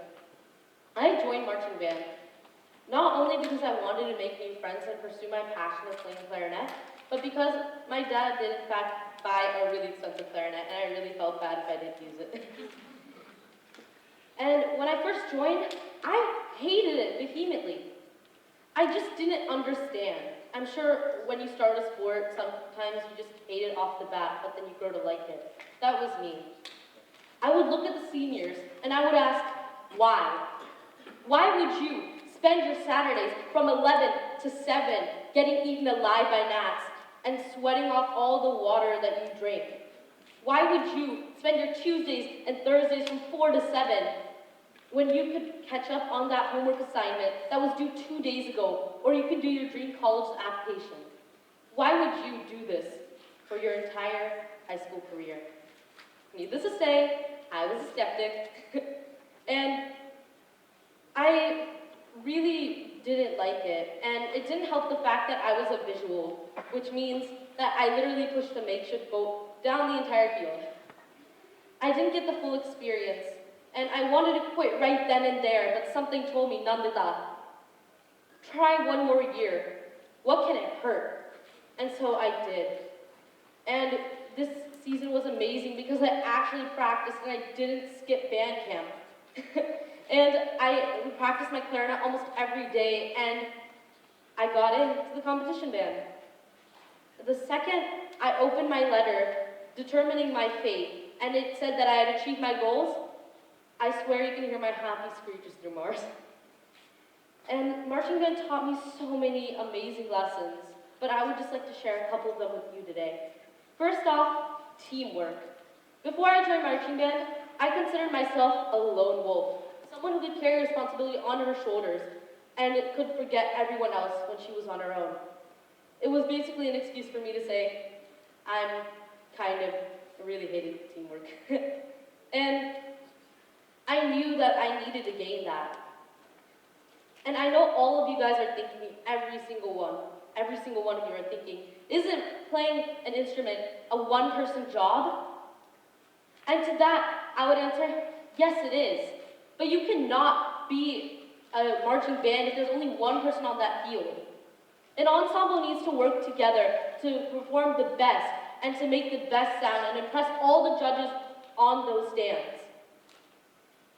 And you can't critique yourself properly because you might be missing that one step or that one technique your director said. You cannot miss that or you're out. And you probably missed that. And the best criticism comes from your teammates. While teamwork was a really difficult concept for me to grasp, family was not. Before I joined marching band, I thought family was just your parents, your sisters, your siblings, your aunts, your 17th distant cousin. I don't know. But it really isn't. Family is a group of people that will help you when you are down. They will have your back all the time. And that's the most beautiful thing that I've learned. Like I said before, I was a floater, and I just didn't have a family to call my own. And marching band gave me that, because the second that I stepped in onto that field on my first day, I thought to myself, Nandita, you are not going to make friends because everyone is already close to one another. You missed your chance. I was so wrong because those people became my family, the people I turned to when I needed help, and I could not love them more for that. We would bond together before our competitions, and we would give each other well wishes, tell each other we love one another. And I could not stop thinking that this would be over because the seniors are going to leave. And I still talk to each and every single band member that was in my section almost every day. The last thing that band taught me was how to better myself as a player and how to better myself as a person. I really wasn't friendly. In a sense, like, I would make friends and then I would leave and then I would make more friends and I would leave. But marching band taught me how to stick to one group and just love them. And it bettered myself as a player because you really learn time management and when to schedule your time to play your instrument. And those skills are going to be really important for me when I go off to college and I get a job. Marching band taught me so many things. And why are you talking about marching band for 7 minutes, Nandita? Can you stop? But I want to let all the floaters out there know that it's okay to be a floater. It's okay to not have a set group of friends. And trust me, one day you will find your group. Whether it takes days, weeks, even years, you're going to find your happiness eventually. Thank you.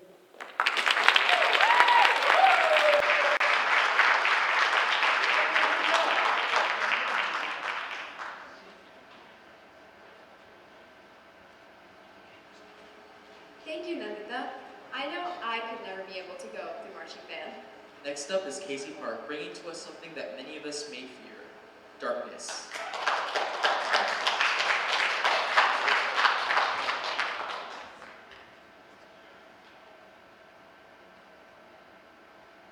Darkness.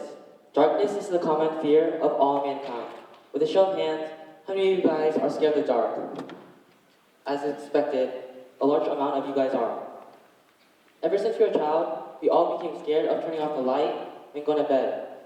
Even a nightlight didn't seem to help, because what do you have when you have light in the midst of darkness and an object such as a nightlight? Shadows. And under the naive eyes of a child, the shadows turn into monsters. Now, one of the more vivid memories I have of when I was a child was a game I played with my friends called Chicken. So this game, the point of this game was to stay in a dark basement for as long as we could, with only one head flashlight and one walkie-talkie. And of course, the longer you stayed there, the more braver you were deemed. And I don't know if you guys know what an unfinished basement looks like, but untiled ceiling and a floor exposing concrete looked like a prison to me when I was a child. So of course, in this game, I chickened out every time. But the point of this saying is that even at an early age, we were able to use darkness to simulate fear into even the little games we played as children. Many of you guys have gotten over this fear for the most part, but I tell you, this is a fear that no one can 100% get over. The fear of darkness is embedded into who we are as humans. And as humans, we all fear what we cannot see. And when we cannot see an object that is in front of us, our creative thinking expands and exaggerates the situation, making something so trivial, something so big. And as I was researching this topic, I came across some studies, and one interesting study that I read about happened in the mid-1900s, and it happened between two cave explorers by the name of Laurie and Senai. So these cave explorers, for scientific research, decided to each spend 88 and 126 days in a dark cave, just for scientific research. And during that time, they only had rats to keep them company. And actually, one of them tried to catch a rat with his hat, but he ended up crushing it. So talk about not only living in a dark and gloomy environment, but also a sneaky one. And when they emerged and tests were conducted on them, the results were phenomenal. When they were asked the time and date, they were off by not a few days, weeks, but a whole month. And when they were monitored, they slept at times 30 hours continuously. Another study was done by British scientists, and this was done on a stand-up comedian. And you guys know how stand-up comedians are like. They're always joking and jovial. Well, just after 2 days in a dark cell, the stand-up comedian confessed hallucinating zebras, heaps of oysters, and the dark room just flying off with him in it. In just 2 days, the man had gone deprived of his normal sense of life. And you know, darkness can also be used on a lighter point of view. Imagine this, for the guys at least. Imagine you just scored a hot date with a girl. So you decide to go to the movie theaters. Well, you want to be a thing, and as the climax of the movie is already over, and it's rolling to the resolution, you decide to make a move for it. So what do? As your heart's beating a bit faster and faster, you inch your pinky, inch by inch, to the tip of her hand, until she grabs it. Well, congratulations, you guys are a thing. Well, what contributed to that guy having that audacious, bold move on a first date? As you guys guessed, darkness. Darkness allowed him to not have a sensory overload as his heart was beating faster, and it helped him decrease his sense of sight, which helped him to have the courage to make that bold move. Darkness can also be used as a catalyst for fear. How many of you guys have ever watched a horror movie? Seeing that most of you guys have, you guys can all relate to just after watching that horror movie, just trudging away upstairs and looking for that light switch as you stare into that vast sea of darkness, because none of the lights upstairs are turned on. Well, you know, your heart's beating faster again, and you look at that sea of darkness, and your mind, your safe room, into a murder place or hiding for murder clowns. I don't know if you guys are scared of that, but that's what I'm scared of. Well, and I want you guys to think about why I'm talking about a topic that you guys never really think about and experience every day. And while many of us are fortunate to experience healthy levels of darkness and light in our daily lives, but as history shows, many people have not. An example, Vietnamese citizens during the Vietnamese War. During the Vietnamese War, Vietnamese citizens had to hide in dark tunnels underground for days and weeks and months. Imagine living like this for that long of a time. and you start to go crazy. A more modern example, Syrian refugees, hiding in their own crumbling homes, scared of what the outside world holds for them. They have to use the darkness as a cloak to hide themselves, and they have to live like this for even years, if they survive that long. And I don't mean to end this on a dark note, no pun intended, but I want you guys to think about how something so vast, a force so vast across the universe, impacts us from entire civilizations to each one of us, to the little games we play as children. Thank you.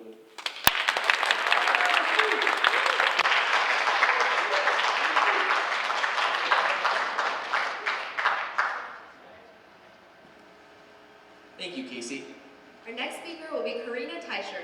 Speaking about a more forgotten part of our society.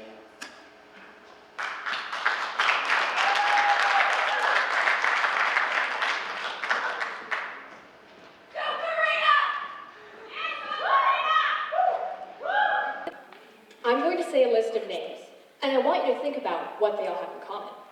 Ready? Eileen Wuornos, Ted Bundy, Jeffrey Dahmer, the Zodiac Killer, and finally, last but certainly not least, Jack the Ripper. The first thought that came to your mind was, well, because they're all serial killers. You'd be totally right. I'm both a little impressed and a little scared of you now. But don't worry, as a closeted serial killer enthusiast myself, I completely understand. For some strange, macabre, unknown reason, I find serial killers to be completely fascinating. I think, as an aspiring psychologist, I want to know what makes them tick. What pushes them to kill? Is it something they're born with, or is it something they develop? In other words, I'm curious about the age-old question. Is it nature, or is it nurture? As we can all assume, most serial killers are psychopaths. But what sets psychopaths apart from the rest of us? Well, for one thing, their amygdalas are smaller. Now you may be thinking, what the heck is an amygdala? The amygdala is the center in our brain that controls fear. So logically, if you have a smaller amygdala, you have less of a response to fear. Psychopaths also have orbital frontal cortexes that are more prone to damage. And if you damage your orbital frontal cortex, you have impaired decision-making skills. And not to mention the fact that, to quote Live Science, psychopaths often have difficulty comprehending words with emotional content and abstract concepts. So now that we know the physical characteristics, how can we tell them apart from the rest of us? Well, the Hare Psychopathy Checklist gives us about a page of symptoms, but I'll give you some of the highlights. Manipulativeness, cunning, callousness, lack of empathy, and finally, last but not least, a need for stimulation. So you may be thinking to yourself, well, geez, I know somebody like that, but they haven't killed anyone, I hope. That's because there are two different kinds of psychopaths, high-functioning and low-functioning. High-functioning psychopaths tend to be the CEO types, you know the ones. They're incredibly intelligent, but also charming, manipulative, and cunning. They tend to be able to hide their psychopathic traits much better than low-functioning psychopaths. So, what's a real-world example of a high-functioning psychopath? Al Dunlap was the CEO of Scott Paper starting in 1994. During his reign there, he managed to fire 35% of his workforce, which was about equivalent to 11,000 people. However, he also managed to raise their stock by 225% and got them acquired by Kimberly-Clark. So it's up to you to decide if this trade-off is worth it. We can clearly tell that Al was cunning, manipulative, and needed some form of stimulation, which may have come in the form of firing people. However, low-functioning psychopaths tend to need more of an adrenaline rush, per se. They may be just as intelligent, but instead of simply firing people, they turn to killing. For instance, Jeffrey Dahmer was one of the killers I mentioned, and he had an IQ of 145, which is above the genius IQ level of 140. But he also had a victim count 17. And an interjection. Psychopaths and sociopaths are not the same thing. Please stop using them interchangeably. Psychopaths are snakes in the grass. They plan out their crimes so carefully that they're often not able to trace it back to them. Think Zodiac Killer. Sociopaths, however, tend to be more like vipers. They strike when provoked, but they also have more empathy. So this makes them ultimately less dangerous than psychopaths. But again, they're not synonyms. But now that we know what a psychopath is, how does one become one? Well, here's where nature versus nurture comes in. As we all can assume, nature implies that someone is born with an illness, but nurture implies that they developed it through some kind of stimulus, typically abuse, addiction, both, maybe neither. I'd like to turn your attention to a very peculiar case. Once again, Jeffrey Dahmer has been puzzling psychologists for years. He exhibited both characteristics of psychopathy, of nature and nurture. His mother abused barbiturates and morphine during her pregnancy and into his childhood, which may have led to some fetal development impairments.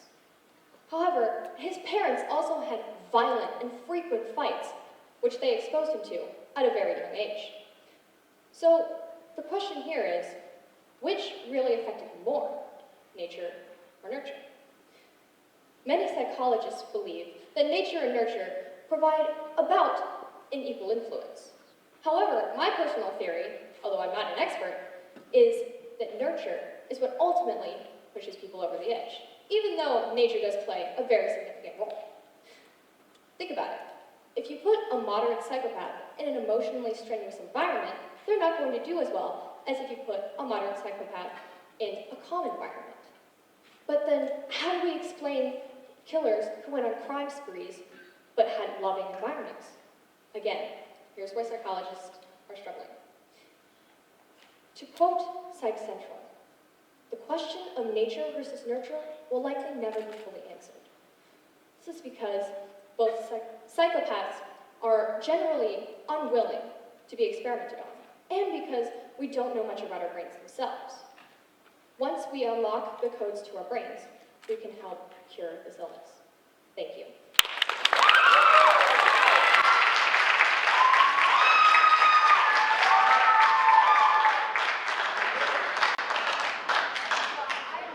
So many new things today. Next up, we have Rishi Gulapalli. On the science behind one of our most important and personally my favorite emotions.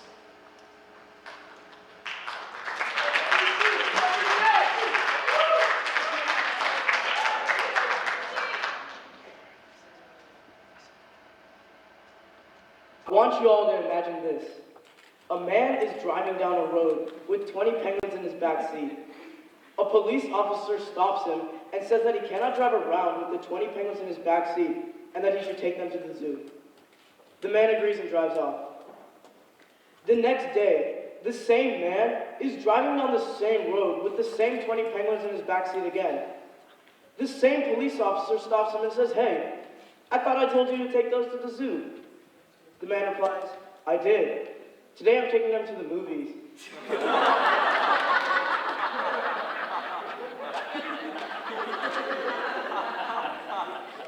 A joke like this can easily be overlooked, but in the grand scheme of things, is incredibly beneficial. Humor and laughter are so common and instinctual, but many people do not realize the psychology and science that it involves. Humor is especially involuntary in me, as I rely on it to not only cope with stress and adversity, but also to avoid uncomfortable situations.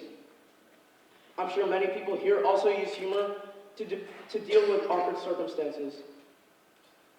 When anyone brings up the topic of spontaneous humor, I can only think of the first presentation I've ever done in my life. It was in the 5th grade. The English teacher had assigned a presentation project on optimism in mid-October and gave us a calendar that showed the presentation days in mid-November. Similar to what the majority of students do all the time, I procrastinated. And not only did I procrastinate until the week before, but I procrastinated until the day before. By the time 7 rolled around the night before the presentation, I realized I was screwed. I was completely exhausted, and I didn't want to work on the presentation. So I did the introduction and conclusion in an hour, and told myself that I would do the main body paragraphs, which was the actual information, at school when I had the chance. Being the dumb person that I am, I didn't take into account that I had this class just 2 hours after the morning bell, and it was my second class of the day. With my luck, I didn't have any time in my first class to work on it. To this day, I still don't realize why I wasn't stressed at this point. I walked into my English class with a plan. I would get on a computer and secretly work on the body paragraphs. Good plan, right? At least that's what I thought. The teacher explained that she would randomly pick a name from a jar, and that would determine the order of the presentations. Now I want to ask, how many of you think I finished this project in time for the presentation? Well, guess what? The teacher called on me first. First! I think this is the first time I've ever been afraid of my own name. My face turned red, my palms became sweaty. I was a 5th grader. I wasn't experienced in these kind of situations. I hesitantly stood up and walked to the front of the classroom. Now, I know many of you are wondering, it's just a 5th grade presentation, it doesn't matter at all. And now that I'm a freshman in high school, I completely agree. But back then, this determined if I went on to a good college or a bad college. It finally became the time for me to speak, and I talked. I went through the introduction swiftly, but when I came to my main body paragraphs, I blanked. I could hear the gasp from my peers when they saw my blank slides, and I could see my teacher in the corner at her desk, shaking her head and writing something down on the rubric. I quickly apologized and the room fell silent. Suddenly, out of nowhere, I just said knock knock.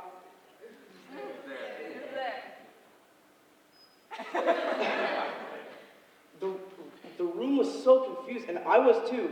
It just came out of my mouth. One of my friends replied, "Who's there?" And I said one of the only jokes that I could even think of. The interrupting cow. Moo! The room filled with laughter, and I was surprised to find out that my teacher was cracking up as well. I then sat down back in my seat and waited for class to end. The thing is, I wasn't even embarrassed or sad about my presentation. If anything, I felt happy. The next week, we got our grades back. Amazingly, I didn't even fail. I wasn't even unhappy about the grade because I learned something from that day. I learned that I love to make jokes, and I learned that I rely on humor, even if it's random, to make people laugh, which ultimately makes me positive and people around me positive. It is not rare for humor to induce positivity just as it did in this instance. In fact, humor is an unbelievable cure to negative outcomes such as health issues. Humor can be used to cope with mental illnesses such as stress and depression. People who have access to their sense of humor in the midst of these situations are much more resilient than the rest of us. They are more emotionally flexible and can bend without breaking in the most difficult circumstances. One study showed that just a 5-session workshop was enough to improve adults' use of humor to cope with life stress. Humor as a defense mechanism can be indicative of a psychological recovery. Though it is a defense mechanism to keep an individual from feeling a pain associated with the trigger, it is actually found to reduce the amount of pain that an individual suffers. Nervous laughter is one form of this defense mechanism, which occurs when someone laughs at a terrible sight or awkwardly points something out for comedic purposes. It is a psychological response that, while socially inappropriate, shields a person from having to face uncomfortable emotions. Then there's self-deprecating humor, which is when someone pokes fun at themselves. This can be charming, as it is seen that this person has a sense of humor, but it can also highlight low self-esteem and many insecurities. In this sense, in the context of self-deprecation, humor gives people an opportunity to joke about themselves before others have an opportunity to do so. Another very popular form of humor that is often hated on, which I use very often, is sarcasm. Sarcasm can be used to belittle or mock others. In this sense, sarcasm gives, in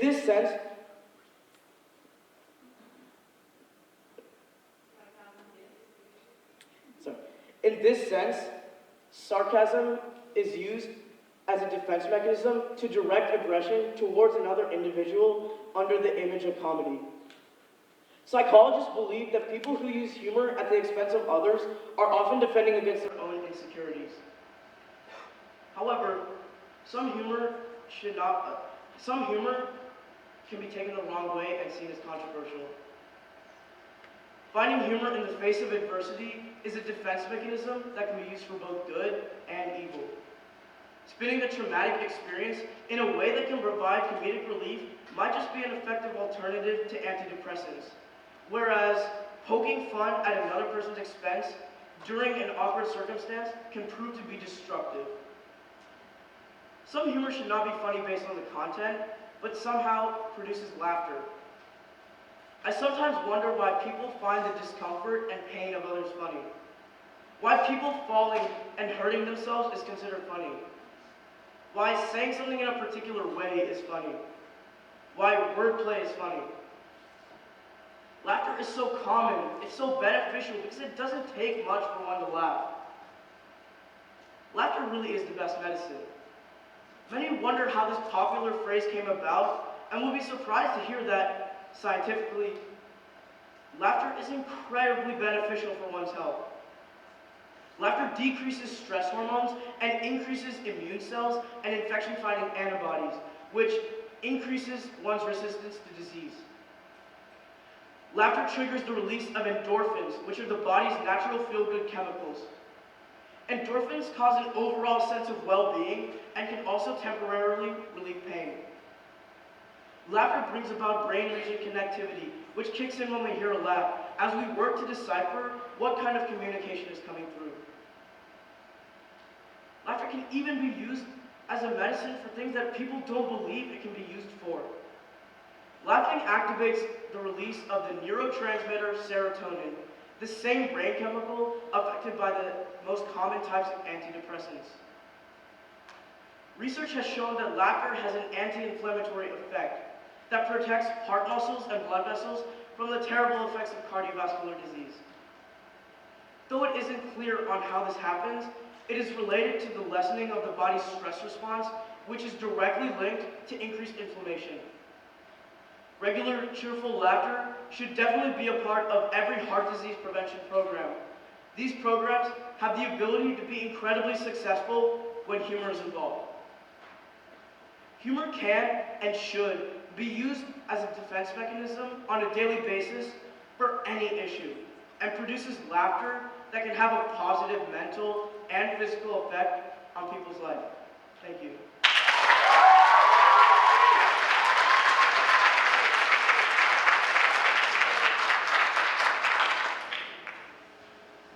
Thank you, Rishi. Please welcome Trinity Bangala to the stage. Speaking about what it means to live a healthy lifestyle.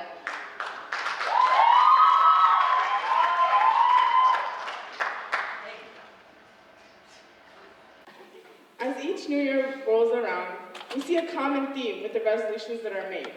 And I'm sure you already know what I'm talking about. That's right, losing weight. This concept about body image and trying to lose something. Losing the weight, the calories, the baby fat, the wrinkles, and the inches.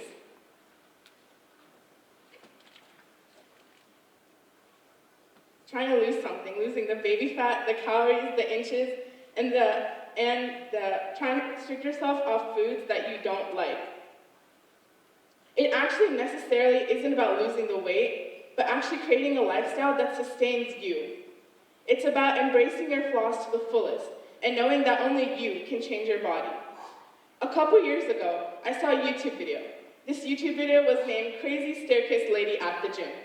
I clicked on the YouTube video, and I found that it was a lady at the gym who was using the Stairmaster. But she wasn't just using that Stairmaster, she was owning that Stairmaster. She had her headphones in, she was jamming, and she was just in her own world. But she was dancing while she was using the Stairmaster. But what she didn't know was that the people behind her were taking pictures of her, taking videos of her, and posting these pictures and videos on social media and calling her the Crazy Staircase Lady. But what they didn't know was that by doing what she was doing, Nettie lost over 130 pounds in such a short amount of time. And she wasn't doing it for those people who were around her making fun of her, but she was doing it for herself. She was doing it for her mental and her spiritual health. When we talk about mental and spiritual health, that's what leads to the greatest change. We need to allow ourselves to internalize the truth that we are all uniquely made. And once we realize this, that's when we can take off those glasses, distorted glasses that we've been wearing all these years, and reveal a true, strong, and capable self. Typically, when someone sets this resolution to lose weight, it can often lead to frustration, a decrease in self-confidence, and overall just disappointment. Now, I'm not saying that it's bad to go to the gym, or that you shouldn't go exercise, because I know people who love to go to the gym every day and love to create that healthy lifestyle. But rather what I'm saying is that if you're not doing it for yourself, then don't do it. Don't do it just because your mom is telling you to go to the gym, or because your best friend is telling you to go to the gym. But do it for yourself. According to the US News, 80% of these resolutions fail. And that might be due to a lot of reasons, but the number one reason is because people want change. And they want it just like that, in a snap. And immediately, they start restricting themselves off these foods, snacks, and drinks that they love. And then they drag themselves to the gym, even though they know that they don't want to go. Striving towards a healthy lifestyle isn't about the outward appearance, but it goes so much deeper than that. The definition of healthy actually is to be free of illness or injury. Nowhere in that definition does it say that you have to have a perfect BMI. Nowhere in that definition does it say that you have to have a six-pack. Nowhere in that definition does it say that you have to eat a salad for every single meal that you have. And nowhere in that definition does it say that you have to be so skinny that even an extra, extra small is too big for you. Striving towards a healthy lifestyle isn't just about the physical maintenance, but also about the mental and spiritual health. All three of these things play with each other, and if one is missing, then the other two suffer. Having too much or too little of something can be detrimental, especially to something like your health. Doing too much physical activity can be detrimental to your physical health, not to mention your mental health. And restricting yourself off these foods, snacks, and drinks that you actually enjoy can be bad for your mental health as well. And this is where that whole concept of moderation comes in.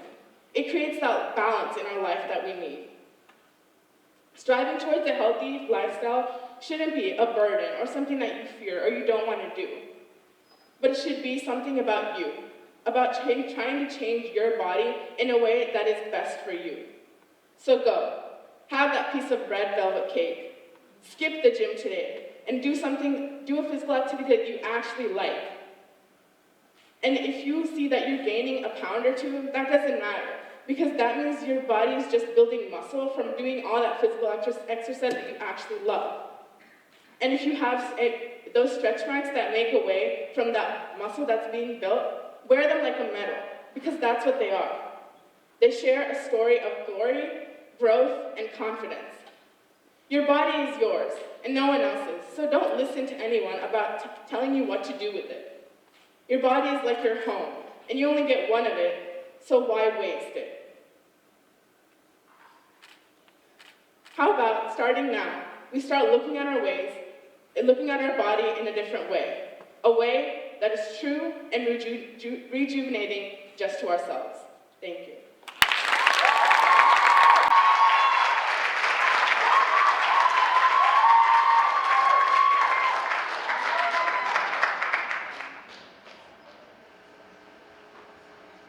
Thank you, Srinidhi.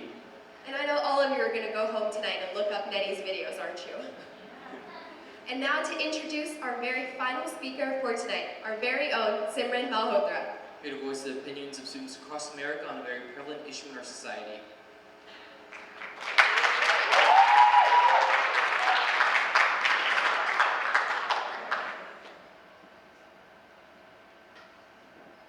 Alright, so before I start, I will mess up. That's because I have 13 other speeches memorized better than I have my own. I've been working with them a lot, but I'm very proud of all of them. This is a letter to the U.S. government. Dear U.S. government, on February 14th, 2018, a suspended student took an Uber to a high school. He took his rifle out of his case and he shot in classrooms. He then dropped his AR-15 on the ground, he dropped the vest he was wearing on the ground, and he went into a Walmart. At the Walmart, he bought a drink from a Subway and he carried his wonderful journey onto a McDonald's. When he came outside the McDonald's, he was taken into police custody without incident. 17 lives were taken at an educational facility. 18 shootings have occurred in 2018 at educational facilities. Educators School Safety Network states that they get about 50 threats a day after the shooting at Marjorie Stoneman Douglas High School towards educational facilities. It is in our campuses and our buildings that we go to learn from the age of 3 to whenever we want to end that we live with the fear of homicide. Sure, you may say that we live with that fear anywhere else in that world, but I believe you can control it in some places. On March 13th, 2018, I asked around to the students that say they'll be the President of the United States. I asked about this so-called school walkout and how it was going to go at Lambert High School. Most of them responded a while later saying, "We do not want to get suspended, therefore we will not take the initiative and arrange one."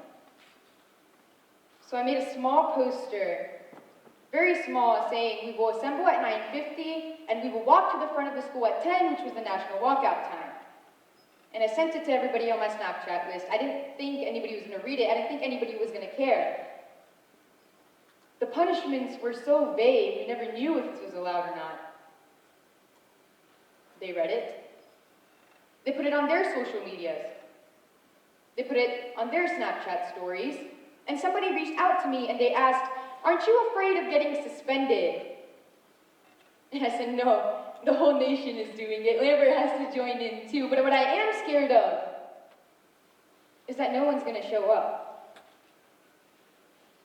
On March 14th, 2018, I grabbed my lunchbox and I grabbed my backpack and I was right about to go outside the door when my teacher yelled, "It is 9:45. If you leave before this walkout that I do not endorse, I will take that into consideration when I look at your hospital internships next year." I've been working 3 years to get that. But I was so motivated, I was like, "You can do whatever you want." My 3 friends, they grabbed me and they sat me down. One of them saying how 10 o'clock would be fine to leave, the other saying how she'll yell and gather everyone together, and the third one actually blasted Punjabi music into her earphones and put them into my ears so I would sit down and be quiet.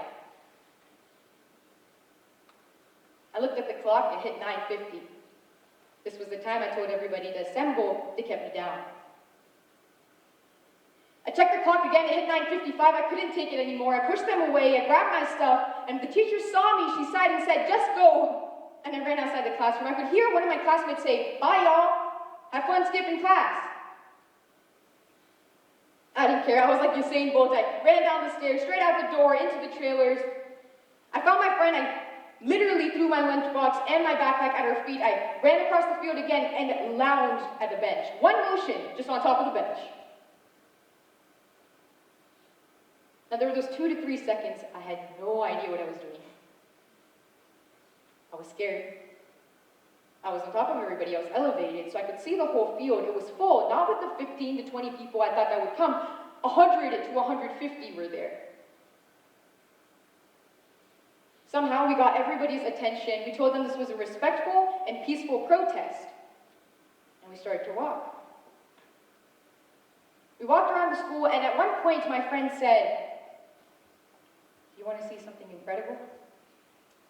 And I nodded. And he said, "Look back." And I looked back, and my eyes, they swelled with tears. I could not see the end of the line, and everyone was silent in unity. We walked to the front of the school, and we gathered around our amazing, beautiful flag. The administrators were with us. They were clearing the path, some of them taking out their phones and recording it. We read the names of the Columbine, the Sandy Hook, and the Parkland victims, and we ended with a never again chant. The silence at that moment was so powerful, it was awing. The term "silence is violence" was countered in mere seconds as we ended with that chant. We vowed this would never happen again. I am not saying ban guns. There are more guns in this nation than people themselves. I believe in the Second Amendment, but I also believe in logic. I learned in U.S. history that the United States government tried to ban alcohol once. Al Capone and many other bootleggers came out of that. They tried to ban drugs. We have drug dealers in our own educational facility. How's that going? Some like to compare us to Australia, a country built by prisoners that has nearly 100% literacy rate. They banned guns after the first mass shooting, but what people don't know is 10 years later, Amnesty Day came and 50,000 guns were turned in, and I doubt those were the only guns in households. Some say it's all on mental illness. Guns have nothing to do with it. But the harder access to these mental facilities is the reason these mass shootings occur. I have a question to ask you. Would Nicholas Cruz have harmed 17 people in a building with 2,000 others with a knife? Who knows? There are places in this nation someone can go to their neighbor's house and get a gun. Places in this nation where people who need the medicine they need to live, it is harder to obtain than a gun. Places where 18-year-olds can go into shops and buy a gun as though they were buying a pack of gum. Places where mental illness facilities are harder to access than gun shops. I believe that a weapon like a gun and an unstable person, when they are combined, the chaos has erupted. I do not think it is one over the other.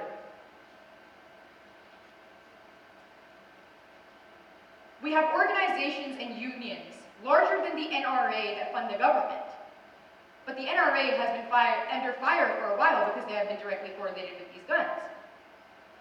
Putting money into the pockets of politicians to hush them, to innovate them, to not change these laws. I get it. One who wants to kill will kill. But I cannot just stand here and say nothing will change. If you talk about walls, how about you build one between mental illness and guns? Because if you won't, students will.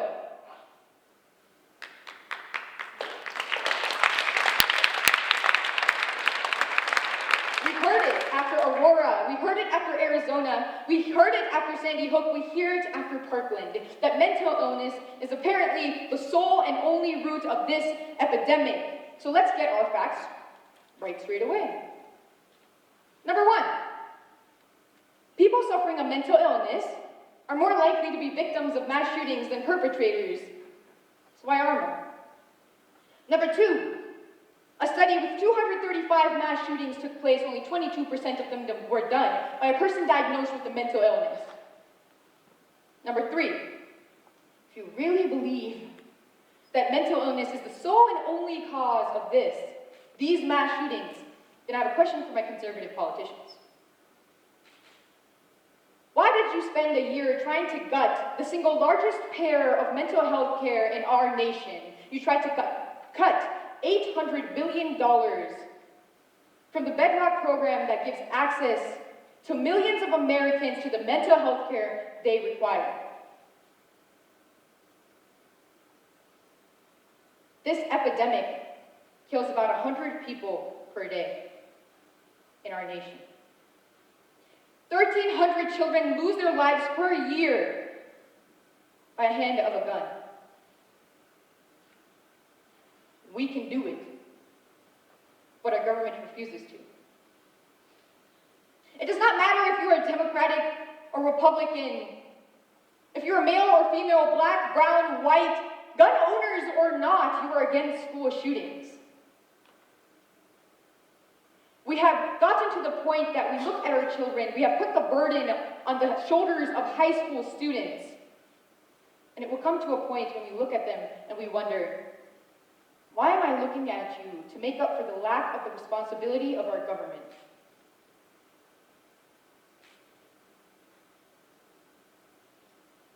Call for better mental health institutions.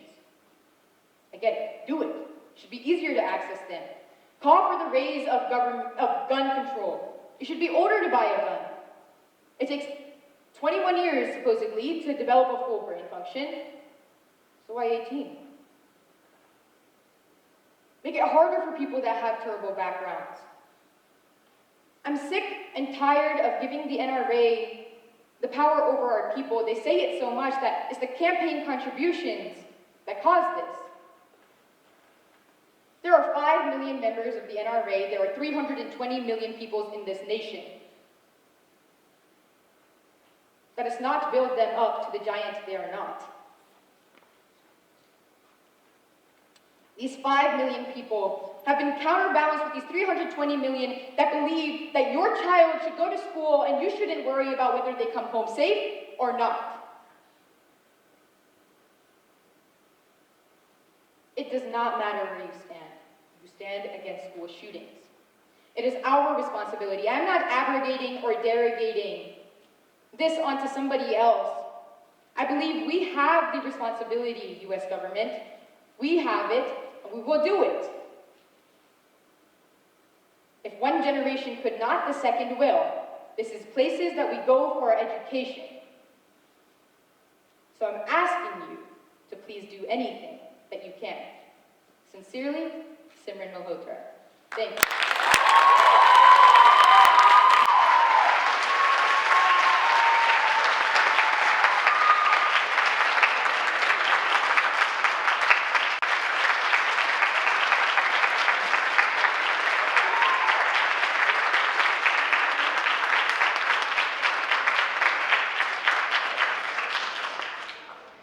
So I am the last speaker, but I wanted to call all these students that have been training with me for a year now to spread their ideas.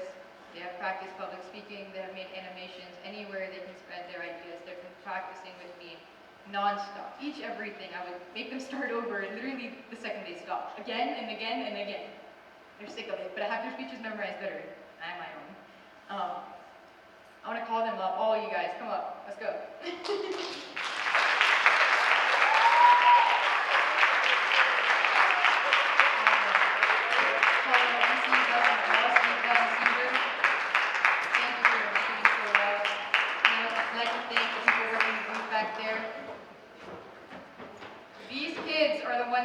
Change your world.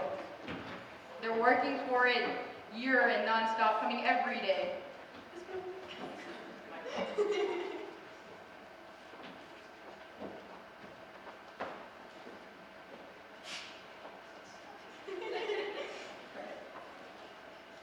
Thank you.